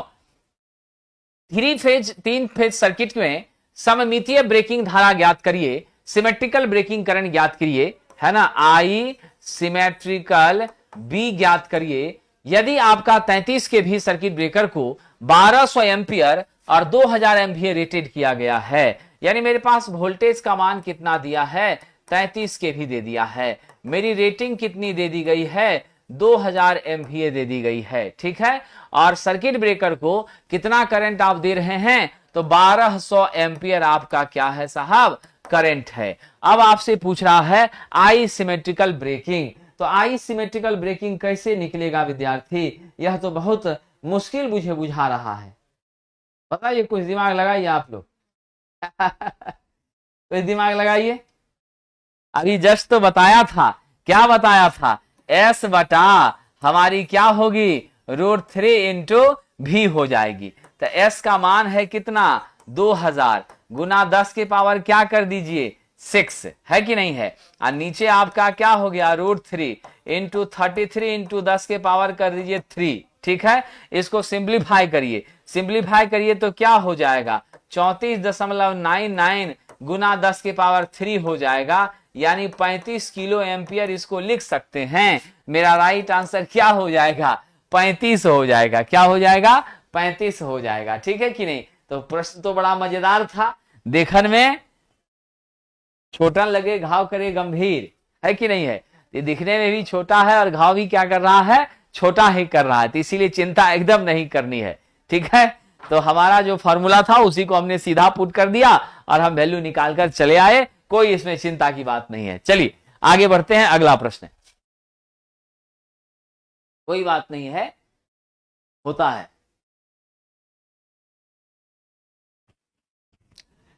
विशुद्ध प्रेरक का पावर फैक्टर, विशुद्ध प्रेरक का मतलब है प्योर इंडक्टर, इसका क्या मतलब है प्योर इंडक्टर। साथियों हमारी जो प्योर इंडक्टर होती हैं इसका अर्थ है कि इसमें रेजिस्टेंस का मान क्या है 0, और प्योर इंडक्टर में आपकी सिचुएशन ऐसी होती है कि मेरा वोल्टेज और करंट के बीच का जो रिलेशन होता है वोल्टेज से 90 डिग्री क्या करती है मेरी करंट लैग करती है। अब ऐसे सिचुएशन पर आप पावर फैक्टर निकालते हैं तो क्या होता है cos 90 का मान होता है 0 और इसका स्वभाव क्या हो जाएगा लैगिंग हो जाएगा। क्या हो जाएगा स्वभाव? लैगिंग हो जाएगा। तो आपकी उत्तर क्या हो गई साहब जी? 0 हो जाएगी, लेकिन नेचर हो जाएगा लैगिंग। अब यहां ध्यान रखिएगा कि आपकी जो यह 0 लैगिंग हुई है, इसी जगह पर अगर आपसे पूछ दिया जाए शुद्ध संधारित्र का, शुद्ध कैपेसिटर का, तो शुद्ध कैपेसिटर में भी जब आप जाएंगे तो मेरी आई और भी मेरा वोल्टेज से करंट क्या करती है? 90 डिग्री से लीड कर जाती है। उस केस में भी पावर फैक्टर क्या हो जाएगा? cos 90 बराबर 0, लेकिन नेचर क्या हो जाएगा? लीडिंग हो जाएगा। ठीक है, क्या हो जाएगा? नेचर लीडिंग हो जाएगा। यूनिटी पावर फैक्टर होगी आपकी जब आपकी कैसी लोड हो जाए? रजिस्टिव लोड हो जाए। क्या हो जाए? रजिस्टिव लोड हो जाए, तब यूनिटी आपकी क्या होगी? पावर फैक्टर होगी। तो राइट आंसर हमारा क्या है? ऑप्शन नंबर बी है, ये ध्यान रखिएगा। चलिए अगला प्रश्न साथियों, टी अनंत पर शून्य प्रारंभिक स्थिति के साथ प्रेरक किस रूप में कार्य करता है? किस रूप में कार्य करता है? यानी हमारे ट्रांजिएंट कंडीशन की बात कह रहा है, जब t इक्वल टू क्या है साहब? 0 है। प्रश्न देखिए बड़ा मजेदार है, कह रहा जब t इक्वल टू 0 है तो स्वाभाविक सी बात है इंडक्टर के केस में क्या हो जाएगा? मेरा वोल्टेज 0 हो जाएगा। जब मेरा वोल्टेज 0 हो जाएगा तो वोल्टेज कब 0 होता है? जब परिपथ क्या होती है? शॉर्ट सर्किट होती है, तो उसके सापेक्ष का वोल्टेज 0 हो जाता है। ठीक है, और जब t इक्वल टू आपका क्या हो जाए? इनफाइनाइट हो जाए। ठीक है, जब t इक्वल टू क्या हो जाए? इनफाइनाइट हो जाए, तब जरा देख लीजिएगा, जब t इक्वल टू इनफाइनाइट हो जाएगा तब क्या परिस्थिति बनेगी बताइए? ध्यान रखिएगा, t इक्वल टू इनफाइनाइट होगा तब क्या स्थिति होगी, और t इक्वल टू 0 होगा तब क्या स्थिति होगी? बढ़िया से सोच के बताइए। यहां पर ऐसे अगर चलिएगा तो गड़बड़ हो जाएगा। E बराबर एल डी आई बाई क्या होता है? dt होता है। कोई दिक्कत? क्या हो गया? E बराबर L D I by dt। अगर मेरा टाइम 0 है, गौर करिएगा साहब, टाइम 0 है तो वैसे सिचुएशन में क्या होगा? ध्यान रखिएगा, जब आपका, मैं फिर से एक बार रिवाइज कर रहा हूं, जब हमारा टाइम क्या हो जाता है? 0, ऐसे सिचुएशन पर आप ध्यान देंगे जो हमारी परिस्थिति होती है, VL का मान यह हमको मिलता है कि नहीं मिलता है? t इक्वल टू 0 का मतलब हो गया इनिशियल कंडीशन। क्या हो गया? Initial condition. ठीक है, जब लंबे समय से हम क्या कर रहे हैं? इंडक्टर पर कोई भी एक्शन नहीं कर रहे हैं। ऐसी स्थिति में आपका VL के पास जो वोल्टेज है उसका मान हो जाता है अधिक, अधिक हो जाता है, इनफाइनाइट हो जाता है। अब जब VL आपका अधिक हो गया तो कैसा व्यवहार कर रहा है? जरा हमको समझाइए, आप ही लोग बताइए। कब भी मेरा अधिक होगा, कब भी मेरा कम होगा? समझे कि नहीं?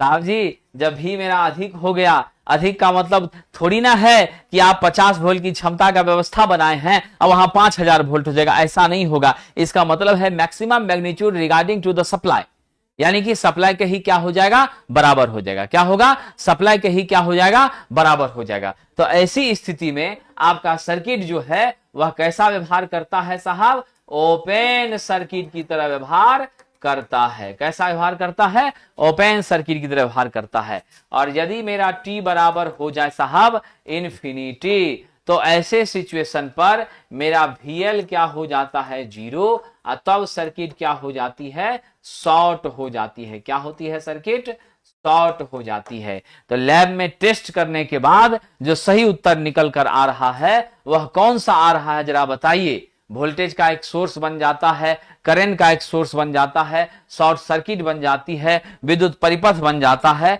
जरा लैब में टेस्ट कीजिए और उत्तर बताइए क्या हो जाएगा।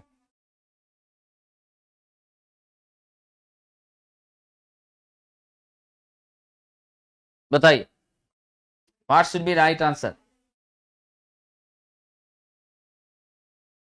कह रहा है टी अनंत पर, तो टी अनंत पर क्या बन गया? लैब में टेस्ट करके बताइए। क्वेश्चन कह रहा है टी अनंत पर हमारी क्या स्थिति होगी? तो टी अनंत पर लैब में टेस्ट करने के बाद जो उत्तर आ रहा है वो क्या आ रहा है? शॉर्ट सर्किट आ रहा है। इसलिए हम किसको लेकर चलेंगे? लघु परिपथ शॉर्ट सर्किट। किसको लेकर चलेंगे? लघु परिपथ शॉर्ट सर्किट। चलिए, अभी लैब बंद मत कीजिए, लैब को अभी चालू रखिए ताकि टेस्ट करने में सुविधा होगी कि आंसर ये सही है कि नहीं है। ठीक है, चलिए राइट आंसर है आपका बी नंबर। आगे बढ़े साथियों, आनंद लीजिए और पढ़ाई करते रहिए। क्वेश्चन कह रहा है कि पदार्थ का अंतिम प्रतिबल जो है वह 4 kg प्रति mm² है, सुरक्षा का घटक 5 है, सुरक्षित कार्य प्रतिबल क्या होगा? साहब जी सेफ्टी फैक्टर जो है उसका सूत्र होता है, ध्यान रखिएगा, क्या होता है? अंतिम, क्या होता है? अंतिम प्रतिबल, अंतिम प्रतिबल अब बटा क्या हो जाता है साथियों? सुरक्षित कार्य प्रतिबल। क्या होता है? सुरक्षित कार्य प्रतिबल। अब यहां से जरा हमको कुछ बताने का कष्ट करिए। हम लोग सेफ्टी फैक्टर का फॉर्मूला यहां क्या लिख दिए? अंतिम भंजन प्रतिबल बटा सुरक्षित कार्यकारी प्रतिबल। अब आपको निकालना क्या है? सुरक्षित कार्यकारी निकालना है, तो कोना कोनी गुना कर दीजिए, क्या मान मिल जाएगा? यहां से हम देख लेते हैं सुरक्षित कार्यकारी प्रतिबल, सुरक्षित कार्यकारी प्रतिबल, इसका गणितीय मान यहां से क्या निकल जाएगा? ये निकल जाएगा अंतिम प्रतिबल, अंतिम प्रतिबल अब बटा क्या हो जाएगा? सुरक्षा गुणक। क्या हो जाएगा? सुरक्षा गुणक। तो आप यहां क्या लिख दीजिएगा? अंतिम प्रतिबल आपका 4 kg प्रति mm² है। अब बटा आपका सेफ्टी फैक्टर 5 है, तो 4/5 कितना हो गया? 0.8 kg प्रति mm² हो गया। तो उत्तर हम कौन सा ले लेंगे? ऑप्शन नंबर सी ले लेंगे। कौन सा ले लेंगे? ऑप्शन नंबर सी ले लेंगे। Right answer is C. चलिए नेक्स्ट क्वेश्चन देखते हैं क्या कह रहा है। नेक्स्ट क्वेश्चन कह रहा ओवरहेड टेलीफोन लाइन किसकी बनी होती है साथियों? ओवरहेड टेलीफोन लाइन ना ही एल्युमिनियम की बनी होती है ना ही कॉपर की होती है। समान रूप से हम किसका प्रयोग करते हैं? स्टील का लेते हैं। और याद रखिएगा साहब जी, ओवरहेड ट्रांसमिशन हेतु भी, ओवरहेड ट्रांसमिशन हेतु भी हम किस तार का प्रयोग करते हैं? ACSR का प्रयोग करते हैं, जिसका पूरा नाम है एल्यूमिनियम कंडक्टर। क्या है? Aluminium conductor steel reinforced. क्या नाम है? एल्यूमिनियम कंडक्टर स्टील रेनफोर्स्ड है। ये आप ध्यान रखेंगे। Option number what is right for this question? Option number B आपका क्या है? सही है यहां पर। ठीक है, चलिए साहब जी, और आप जानते हैं ना स्टील विद्युत का सुचालक नहीं है, इसीलिए इसका क्या कर रहे हैं? स्टील आपका चुंबकीय बहुत अच्छा क्या होता है? चालक होता है। स्टील क्या होता है? चुंबकीय बहुत अच्छा चालक होता है, इसमें कोई शक नहीं है। ठीक है, तड़ित चालक के रूप में हम ACSR, तड़ित चालक के रूप में तो वो तो आपका सर्ज से सुरक्षा के लिए हो गया, लाइटनिंग अरेस्टर वगैरह का यूज कर रहे हैं हम। वहां पर साहब जी भूतार का भी प्रयोग करते हैं, अर्थवायर का प्रयोग करते हैं, जो सबसे ऊपर हमारे ओवरहेड ट्रांसमिशन में हुआ करता है। इंसुलेशन सामग्री पर जब नमी आती है तो उसकी डाइलेक्ट्रिक स्ट्रेंथ क्या हो जाती है साहब? घट जाती है। परावैद्युत सामर्थ्य में कमी आ जाती है। उसकी कुचालकता क्या होती है साहब? कमजोर हो जाती है। कुचालकता क्या हो जाती है? कमजोर हो जाती है। इसीलिए हम हमेशा इस बात का ध्यान रखते हैं, यदि आप केबल को भी बिछा रहे हैं तो केबल भी आपने जब यूज किया है तो केबल के ऊपर जो आपने पेपर इंसुलेशन का प्रयोग किया है, इम्परजिनेटेड पेपर का प्रयोग किया है, तो यह इम्परजिनेटेड पेपर को आप किससे बचाने के लिए? आप साहब जी इसको नमी से बचाने के लिए, मॉइस्चर से बचाने के लिए इसमें क्या करते हैं? लेड सीथ का यूज करते हैं ना साथियों। तो है कि नहीं है? किसका यूज कर रहे हैं? लेड सीथ का। सदैव याद रखना। अगर आप ट्रांसफर की बात करते हैं, उसका जो तेल है कूलिंग इंसुलेशन दोनों के लिए यूज किया गया। ब्रीदर का यूज करते हैं, ब्रीदर में सिलिका जेल डालते हैं ताकि नमी को वह अवशोषित ना कर पाए। तो आप याद रखना कि नमी के प्रवेश से नेचुरली हमारी डाइलेक्ट्रिक स्ट्रेंथ घटती है। हम हमेशा ऐसे अचालक पदार्थ का प्रयोग करना चाहते हैं जिस अचालक पदार्थ के माध्यम से क्या हो जाए साहब? तो हमारी वह हाइग्रोस्कोपिक नहीं हो, पानी को सोखने का गुण उसमें कम हो, ताकि मजबूती के साथ हमारी उसकी डाइलेक्ट्रिक स्ट्रेंथ मेंटेन रहे और लंबे समय तक वह विद्युत रोधन का काम करता रहे। यह ध्यान रखिएगा साहब जी। चलिए, यदि स्लॉट की संख्या 20 है, पोल 4 है, तो क्या होगा साहब? स्लॉट की संख्या 20 है और पोल 4 है, तो बताइए स्लॉट की संख्या 20 है, पोल 4 है, तो क्या स्थिति बनेगी? क्या करेंगे आप? एक छोटा सा शब्द यहां छूट गया है, वह शब्द है क्वाइल स्पेन कितना होगा। क्या छूटा है? क्वाइल स्पेन, ठीक है, जिसको हम लोग क्वाइल अंतराल कहेंगे। तो साथियों याद रखना, मेरी जो क्वाइल स्पेन होती हैं वह क्या होती है? Number of slots. अब बाय आपका क्या हो जाएगा? पोल। तो यहां से आप बता दीजिए, मेरा 20 बटे क्या हो गया? 4। That becomes how much? 5 हो गया। हम इसी फॉर्मूले का यूज करेंगे और आंसर को हम बिल्कुल अचीव कर लेंगे। 16 कुंडलियों के 2 परत वाले वाइंडिंग के 4 ध्रुवीय डीसी जनरेटर में पोल पिच कितनी होगी? आपको साहब पोल पिच पूछ रहा है ना? पूछ रहा है। आपको क्या दिया है? 2 परत वाली अच्छा 2 परत वाली हमारी क्या है? वाइंडिंग है। और इसमें कितने हैं? 16 आपके क्या है साहब जी? क्वाइल हैं। तो आइए जरा हम यहां देख लेते हैं, कंडक्टर की संख्या यहां से निकालें तो 2 गुना 16 बराबर क्या हो गया? 32 हो गया, ठीक है। और पोल पिच आपका कितना है? पोल कितना है? 4 है। तो हम यहां से वाईपी पोल पिच क्या कर देंगे? 32 बटे 4 कितना हो गया? 8 आपका क्या हो जाएगा? हमारी पोल पिच हो जाएगी। 32 बटा 4 यानी 8 आपकी क्या हो जाएगी? पोल पिच हो जाएगी। चलिए विद्वानों आगे बढ़ते हैं। अगला कह रहा है, कंपन करने वाली मोटर के दोष का कारण क्या नहीं है? साहब जी कंपन यदि हो रहा है मोटर में तो जरा बताइए तो किस कारण से हो रहा है? कंपन आपका कमजोर नींव है, बहुत टाइटली आपने फिट नहीं किया है, जिसके कारण वह चल रहा है, गति कर रहा है, तो तुरंत आपका इधर उधर हिल डोल रहा है, उससे भी ये दिक्कत हो रही है। मिस अलाइनमेंट है, प्रॉपर तरीके से आपने कनेक्शन जोड़ा नहीं है, बीच में कहीं कहीं कुछ ढीला है, और आपने साहब जी शाफ्ट का भी सेटलमेंट सही तरीके से नहीं किया है, तब भी ऐसा हो रहा है। कहीं कहीं आपकी बियरिंग खराब है, बियरिंग फ्री मूवमेंट नहीं होने दे रही है, उसमें आपका डिफिकल्टी है, तब भी आपका कंपन होता है। यह जो दोष मुक्त भू संपर्कन है, अर्थिंग तो सुरक्षा के लिए है साहब जी, लीकेज करंट को कहां भेजने के लिए है? लीकेज करंट को पृथ्वी में भेजने के लिए है, सुरक्षा के लिए है। इससे कोई लेना देना कंपन का नहीं होता है। मेरा आंसर क्या हो जाएगा? इस क्वेश्चन का आंसर क्या हो जाएगा? सी नंबर हो जाएगा। क्या हो जाएगा साथियों? सी हो जाएगा, ठीक है। चलिए अगले प्रश्न की ओर चलते हैं। अगला प्रश्न देखते हैं। कह रहा है 3 फेज के सिंक्रोनस मोटर द्वारा उत्पन्न फेज वोल्टेज दिया गया है। पहला कह रहा आर फेज 0 सीक्वेंस पर है, चलिए रेफरेंस मान लिए, ठीक है। यहां से 120 के बाद कौन है साहब? मेरा वाई फेज है। फिर कह रहा 120 प्लस में, फिर यहां से 120 प्लस में कौन है? बी फेज है। तो जब आर से वाई के बीच का डिस्टेंस 120, आर से बी का 120, तो इधर जो बचा वह भी कितना? 120। स्वाभाविक सी बात है। तो मेरा तो नेचुरली हम आर वाई बी का सीक्वेंस लेके चलते हैं, यहां पर -240 होता तो इधर से चलते, आपका जो सीक्वेंस हो गया वो क्या हो गया? आर वाई, और फिर आपका इधर बी है। तो जरा बता दीजिए आर वाई बी सीक्वेंस को 120 के डिफरेंस पर यह बिल्कुल एक्सेप्ट कर रहा है कि नहीं कर रहा है? एकदम कर रहा है साहब। आर के बाद वाई है, इधर आपका कौन है? बी है, और बी किसके बाद आ रहा है? वाई के बाद आ रहा है। यहां से टोटल डिस्टेंस कीजिएगा तो क्या हो जाएगा? -240 हो जाएगा आर से लेकर बी का। अब प्लस में जाइएगा तो 120 हो जाएगा। इसीलिए हम ऑप्शन कौन सा लेंगे?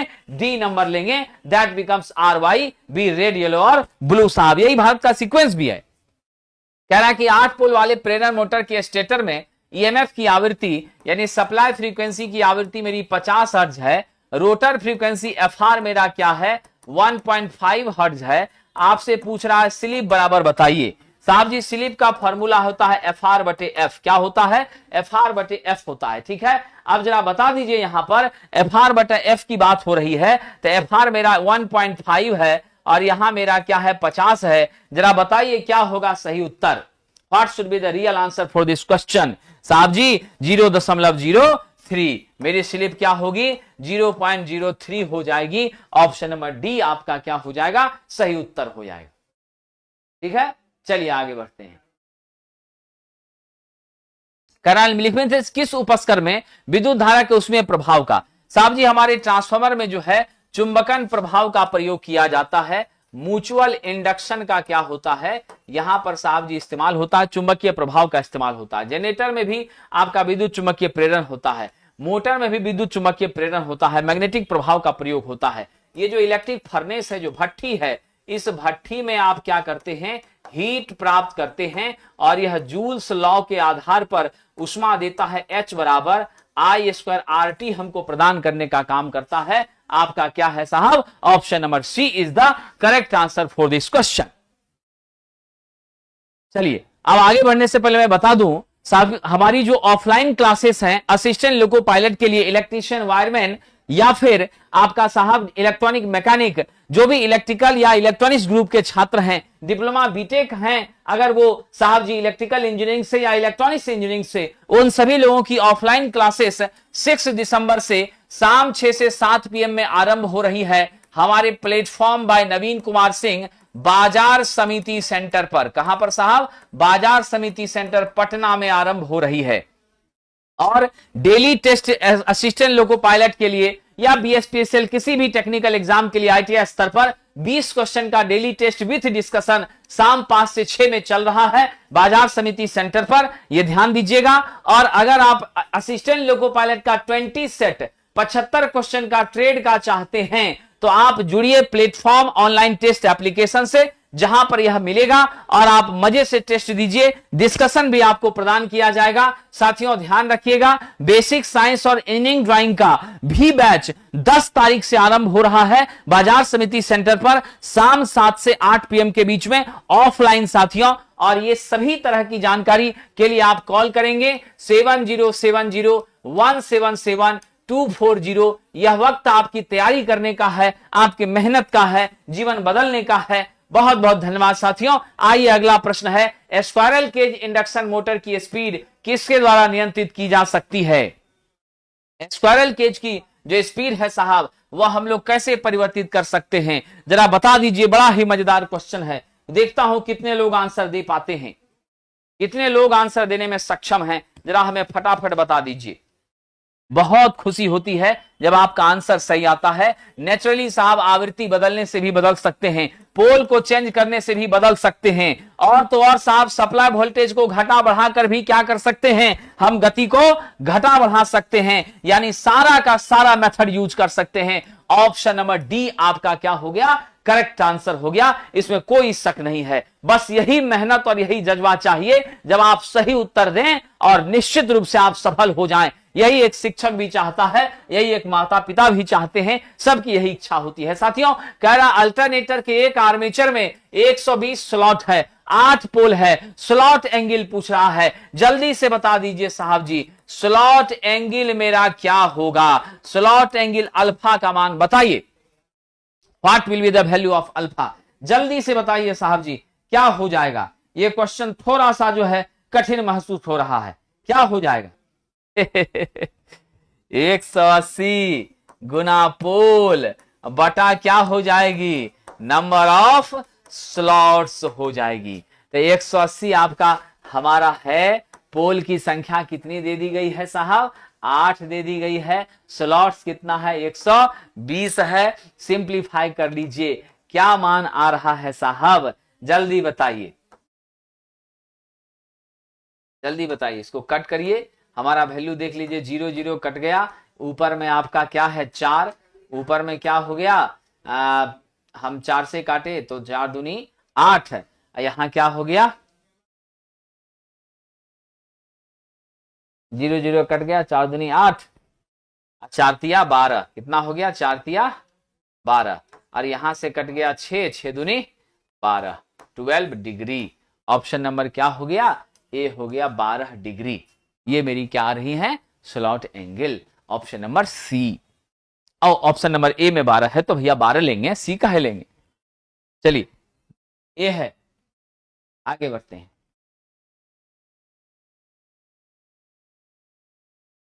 एक स्टोव 230 वोल्ट लाइन से जोड़े जाने पर 15 एम्पीयर धारा लेता है, कितने यूनिट ऊर्जा की खपत कर रहा है?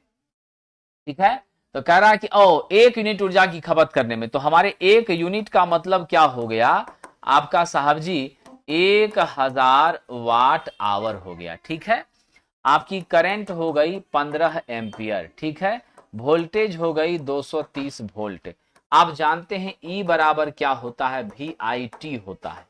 टी बराबर क्या दे दीजिएगा, ई बटे भी आई दे दीजिएगा। ठीक है, ई आपका है 1000 वाट आवर और नीचे आपका कितना है 15 गुना 230 है वी आई।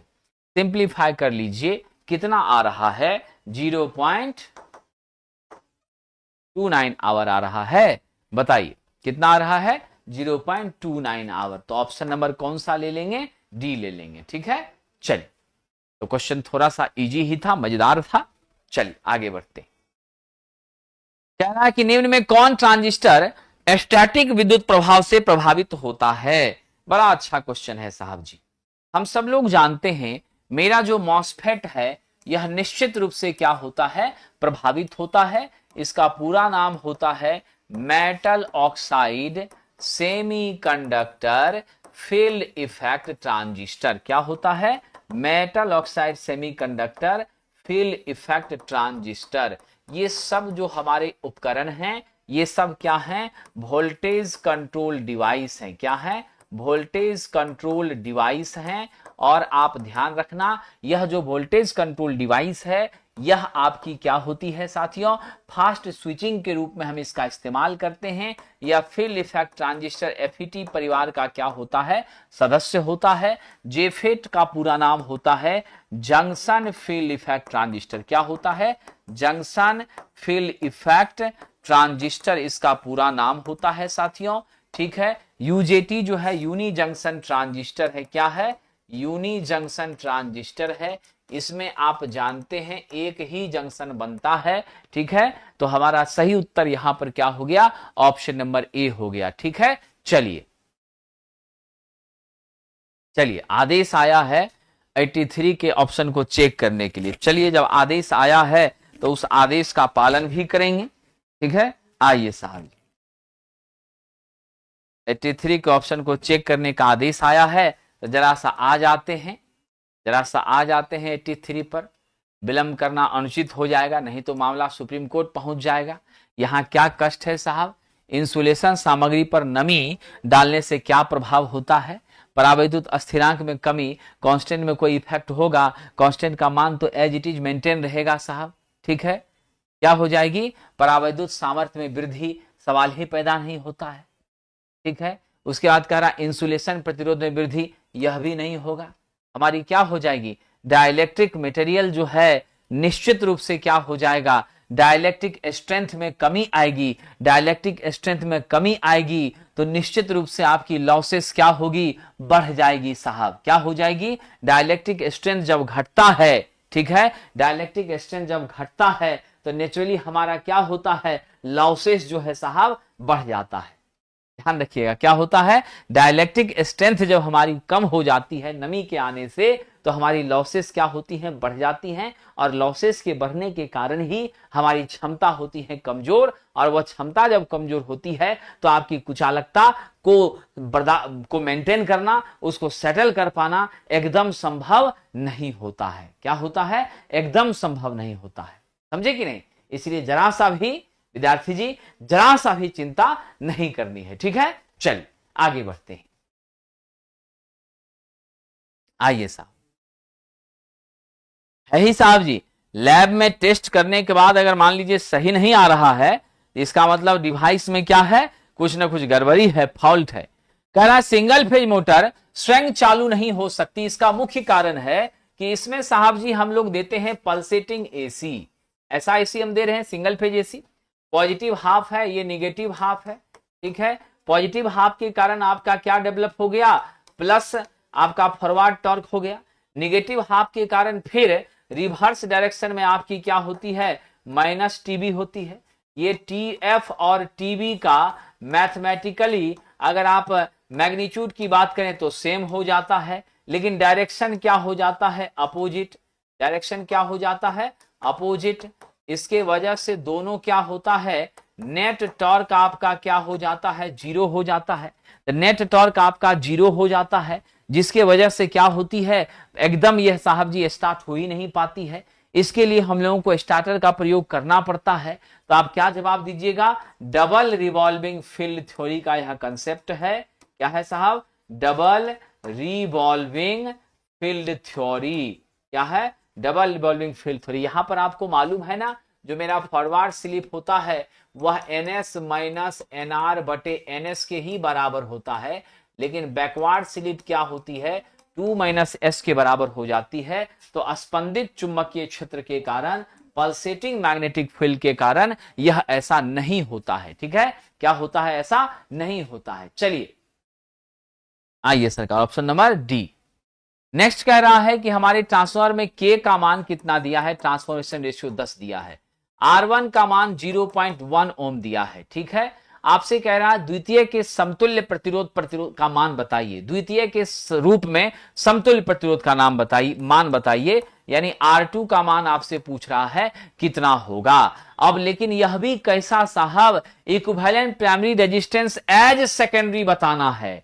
ठीक है, द्वितीयक के समतुल्य प्राइमरी बताना है, यानी मुझको यहां क्या बताना है, मुझको यहां R1 डैश बताना है। समझ गए, तब ना हम लोग कह रहे हैं द्वितीयक के रूप में समतुल्य प्राथमिक प्रतिरोध, द्वितीयक के रूप में समतुल्य प्राथमिक प्रतिरोध, यानी R1 को जब हम उधर भेजेंगे तब मेरा क्या होगा, R1 को जब हम उधर भेजेंगे तब मेरा क्या होगा, ये हमसे पूछ रहा है। तो बड़ा ही अच्छा है साहब क्या है, R1 डैश बराबर आप जानते हैं K स्क्वायर R1 होता है। K मेरे पास 10 है ही, 10 का स्क्वायर इंटू 0.1 हो गया, आपका मान हो गया 100 इंटू 0.1, ये आपका 10 ओम आ गया। ऑप्शन नंबर बी के साथ आप आगे बढ़ जाइए। ठीक है, यदि हम प्राइमरी से सेकेंडरी में भेजते हैं तो K स्क्वायर से गुना करते हैं, और सेकेंडरी से प्राइमरी में आते हैं तो K स्क्वायर से भाग देते हैं, सेकेंडरी से प्राइमरी में आते हैं तो K स्क्वायर से क्या करते हैं, भाग देते हैं, ये ध्यान रखना है। ठीक है, चलिए आइए साहब, प्रदीप्ति के संदर्भ में अवमूल्यन गुणांक क्या कहलाता है, डेप्रिसिएशन। ध्यान रखिएगा साहब जी, क्या कह रहा है, डेप्रिसिएशन फैक्टर क्या कहलाती है। तो हमारी जो डेप्रिसिएशन फैक्टर है वो लेंस से प्राप्त प्रकाश के मान में कमी को इंडिकेट करती है। समझ गए, यानी साफ स्थिति में जो प्रदीपन है और गंदी स्थिति में जो प्रदीपन है, वही दोनों चीजें आपकी क्या हैं, यहां पर परिलक्षित होती हैं। यानी गणितीय रूप से आप इसको ऐसा लिख सकते हैं, वास्तविक स्थिति में प्रदीपन, क्या लिख सकते हैं, डेप्रिसिएशन फैक्टर, वास्तविक स्थिति में प्रदीपन, यानी चाहे जैसा भी है, गंदा है साफ है, हर तरह का है, उससे वास्तविक स्थिति में प्रदीपन। अब बटा क्या हो जाता है, जब वस्तुएं पूर्णतः स्वच्छ हो तब प्रदीपन, ये आपका क्या होता है, निश्चित रूप से डेप्रिसिएशन फैक्टर होता है। और ध्यान रखेंगे हमारी डेप्रिसिएशन फैक्टर जो होती है वह मेंटेनेंस फैक्टर की क्या होती है, रेसिप्रोकल होती हैं। तो लैंप से प्राप्त प्रकाश की कमी को कौन व्यक्त कर रहा है, आपका डेप्रिसिएशन फैक्टर। तो किसके साथ जाएंगे, option number D is the correct answer for this question dear friend. ठीक है, चलिए अगला कह रहा है disc lap winding wave winding के संदर्भ में क्या सही है। साहब जी ध्यान रखिएगा, लैप वाइंडिंग को हम पैरेलल वाइंडिंग कहते हैं। क्या कहते हैं, पैरेलल वाइंडिंग कहते हैं। लैप में ए का मान पोल की संख्या के बराबर होता है, इसमें वोल्टेज आपका कम मिलता है और करंट आपकी ज्यादा मिलती है। लेकिन अगर हम वेव की बात करें तो वेव वाइंडिंग को हम सीरीज वाइंडिंग के नाम से भी जानते हैं। साथियों याद रखना, हमारी यहां पर ए का मान फिक्स होता है, 2 ही होता है पैरेलल पाथ, और जब वोल्टेज आप ज्यादा करेंगे और करंट आप कम चाहेंगे तो किसका यूज करना है, वेव का यूज करना है। कह रहा है कि वेव का प्रयोग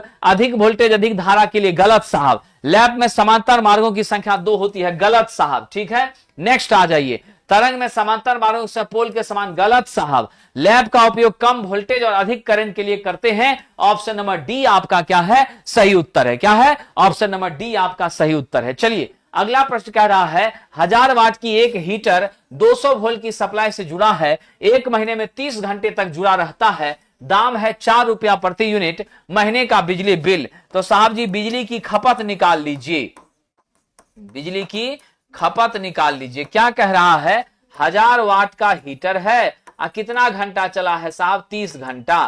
तो कितना हो गया आपका, देख लीजिए 1 2 3 4 30,000 वाट आवर, यानी इसको सिंप्लीफाई करिएगा तो क्या होगा 30 किलोवाट आवर, यानी आपकी टोटल यूनिट क्या हो गई 30 यूनिट हो गई। ठीक है, क्योंकि 1000 वाट आवर बराबर क्या होता है 1 किलोवाट आवर, तो इसमें 1000 से डिवाइड कर दिए तो 30 मिला, 30 यूनिट आपका हो गया। और प्रति यूनिट आपका क्या कह रहा है चार्ज, प्रति यूनिट आपका चार्ज है 4 रुपया, क्या है 4 रुपया। तो बिल आप टोटल बता दीजिए कितना हो गया, 30 गुना 4 रुपया प्रति यूनिट, 120 रुपया आपका बिजली बिल आ गया। ऑप्शन नंबर कौन सा दीजिएगा, डी दीजिएगा। हीटर के अलावा कुछ और यूज ही नहीं हुआ है as the guideline of question. तो राइट आंसर क्या ले लेंगे, ऑप्शन नंबर डी ले लेंगे साथियों। ठीक है, चलिए आगे बढ़ते हैं। आइए साहब, अगला प्रश्न है 110 बाय 110 वोल्ट के पोटेंशियल ट्रांसफार्मर का उपयोग वोल्टमीटर के साथ किया जा रहा। अच्छी बात है। रीडिंग कितनी आ रही है 24.5 वोल्ट आ रही है। मापी जाने वाले वोल्टेज का मान जल्दी से बता दीजिए।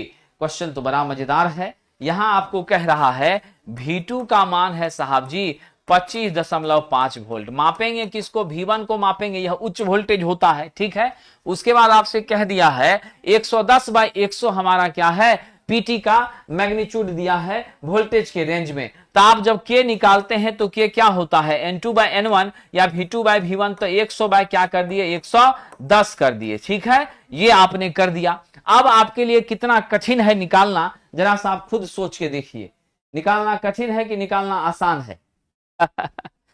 ध्यान देते हैं साहब, यहां पर आप जानते हैं V2 बाय V1 बराबर आपने कर दिया के। यहां से आ जाइए, आप V1 बराबर क्या कर देंगे सरकार। ठीक है, यहां से लिख सकते हैं, यहां से हम ऐसा लिख सकते हैं कि नहीं लिख सकते हैं, यहां से लिख सकते हैं V2 बराबर K इंटू V1। अब यहां से V1 हो जाएगा V2 बटा K। तो चलिए जरा वैल्यू को सेट करिए, तो V2 बटा K वैल्यू सेट करके बताइए what should be the answer for this. चलिए जरा सा V2 बटा K करिए। तो हमारे V1 के मान के लिए हमने कर दिया कितना 25.5, अब बटा K है तो K आपका कितना है 100 बाय 110 है। पलट करके क्या कीजिएगा 25.5 गुना 110 अब बटा क्या हो जाएगा 100। सिंप्लीफाई करके बताइए how much will be the value, कितना मान आ रहा है, जल्दी से बताइए साथियों। Which one is correct answer? 26.95 कितना आ रहा है 26.95 सॉल्व करके आ रहा है। ऑप्शन नंबर किसके साथ जाएंगे, सी के साथ जाएंगे। किसके साथ बढ़ेंगे साहब, ऑप्शन नंबर सी के साथ बढ़ेंगे। ध्यान दीजिएगा, डी 26.25 थोड़ी आ रहा है 95 आ रहा है, तो हम सी न लेंगे जी। चलिए अगला क्वेश्चन देखते हैं। मेगर के डायल पर चिन्हित की गई माप श्रेणी होती है साहब। मेगर पर जो चिन्ह बनी होती है वो इनफाइनाइट से लेकर के 0 के बीच होती हैं। और आप जानते हैं यह मेगर क्या कर रहा है, हाई इंसुलेशन रेजिस्टेंस को यानी कि मेजर करने का काम कर रहा है। हाई इंसुलेशन रेजिस्टेंस को, हाई इंसुलेशन रेजिस्टेंस को मेजर करने का काम कर रहा है। आजकल हम लोग डिजिटल मेगर का क्या कर रहे हैं, प्रयोग क्या कर रहे हैं, आजकल डिजिटल मेगर का प्रयोग कर रहे हैं। इसी मेगर को हम लोग अर्थ टेस्टर के नाम से भी जानते हैं। किस नाम से जानते हैं, अर्थ टेस्टर के नाम से जानते हैं। और मेरी जो उच्च प्रतिरोध हुआ करती है वह कैसे हुआ करती है, मेगा ओम में हुआ करती है। रीडिंग जो स्केल का होता है इन्फिनिटी से 0 की तरफ होता है। तो हम उत्तर कौन सा दे देंगे, डी नंबर देंगे। कौन सा उत्तर देंगे, डी देंगे। तो आज का डिस्कशन यहीं पर समाप्त होने की ओर बढ़ रहा है। लेकिन आपको एक जानकारी दे देता हूं साथियों कि कल फिर शनिवार और रविवार आपके बीच इसी चैनल पर हम सुबह 9:30 में उपलब्ध होंगे और हम डिस्कस करेंगे बीएसपीएसएल के 53 और 54 नंबर के टेस्ट का, जो आपकी एवरी सैटरडे संडे कंडक्ट होती है। आप सब जानते हैं बिहार इलेक्ट्रिसिटी बोर्ड का full test every Saturday Sunday शाम 7 से 8:30 PM में platform by Naveen Kumar Singh centre, तीनों बाजार समिति, भिकना पहाड़ी और किसान कोल्ड स्टोरेज में आयोजित होता है।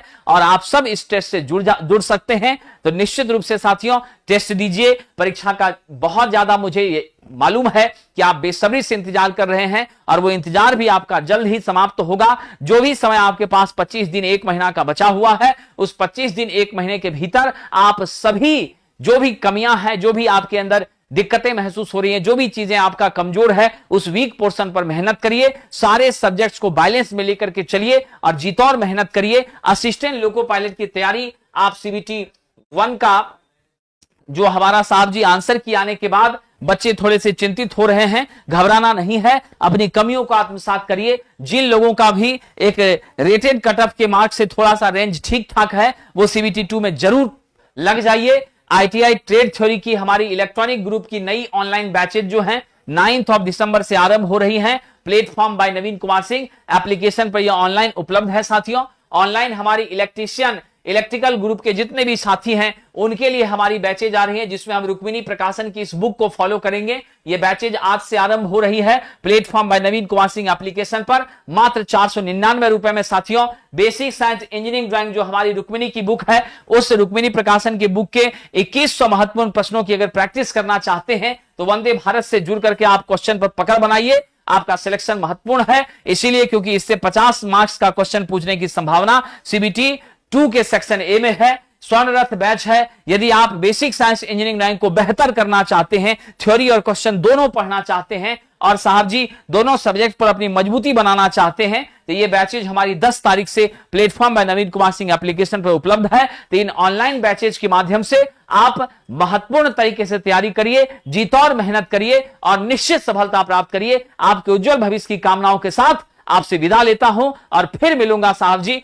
कल 9:30 AM इसी चैनल पर। धन्यवाद।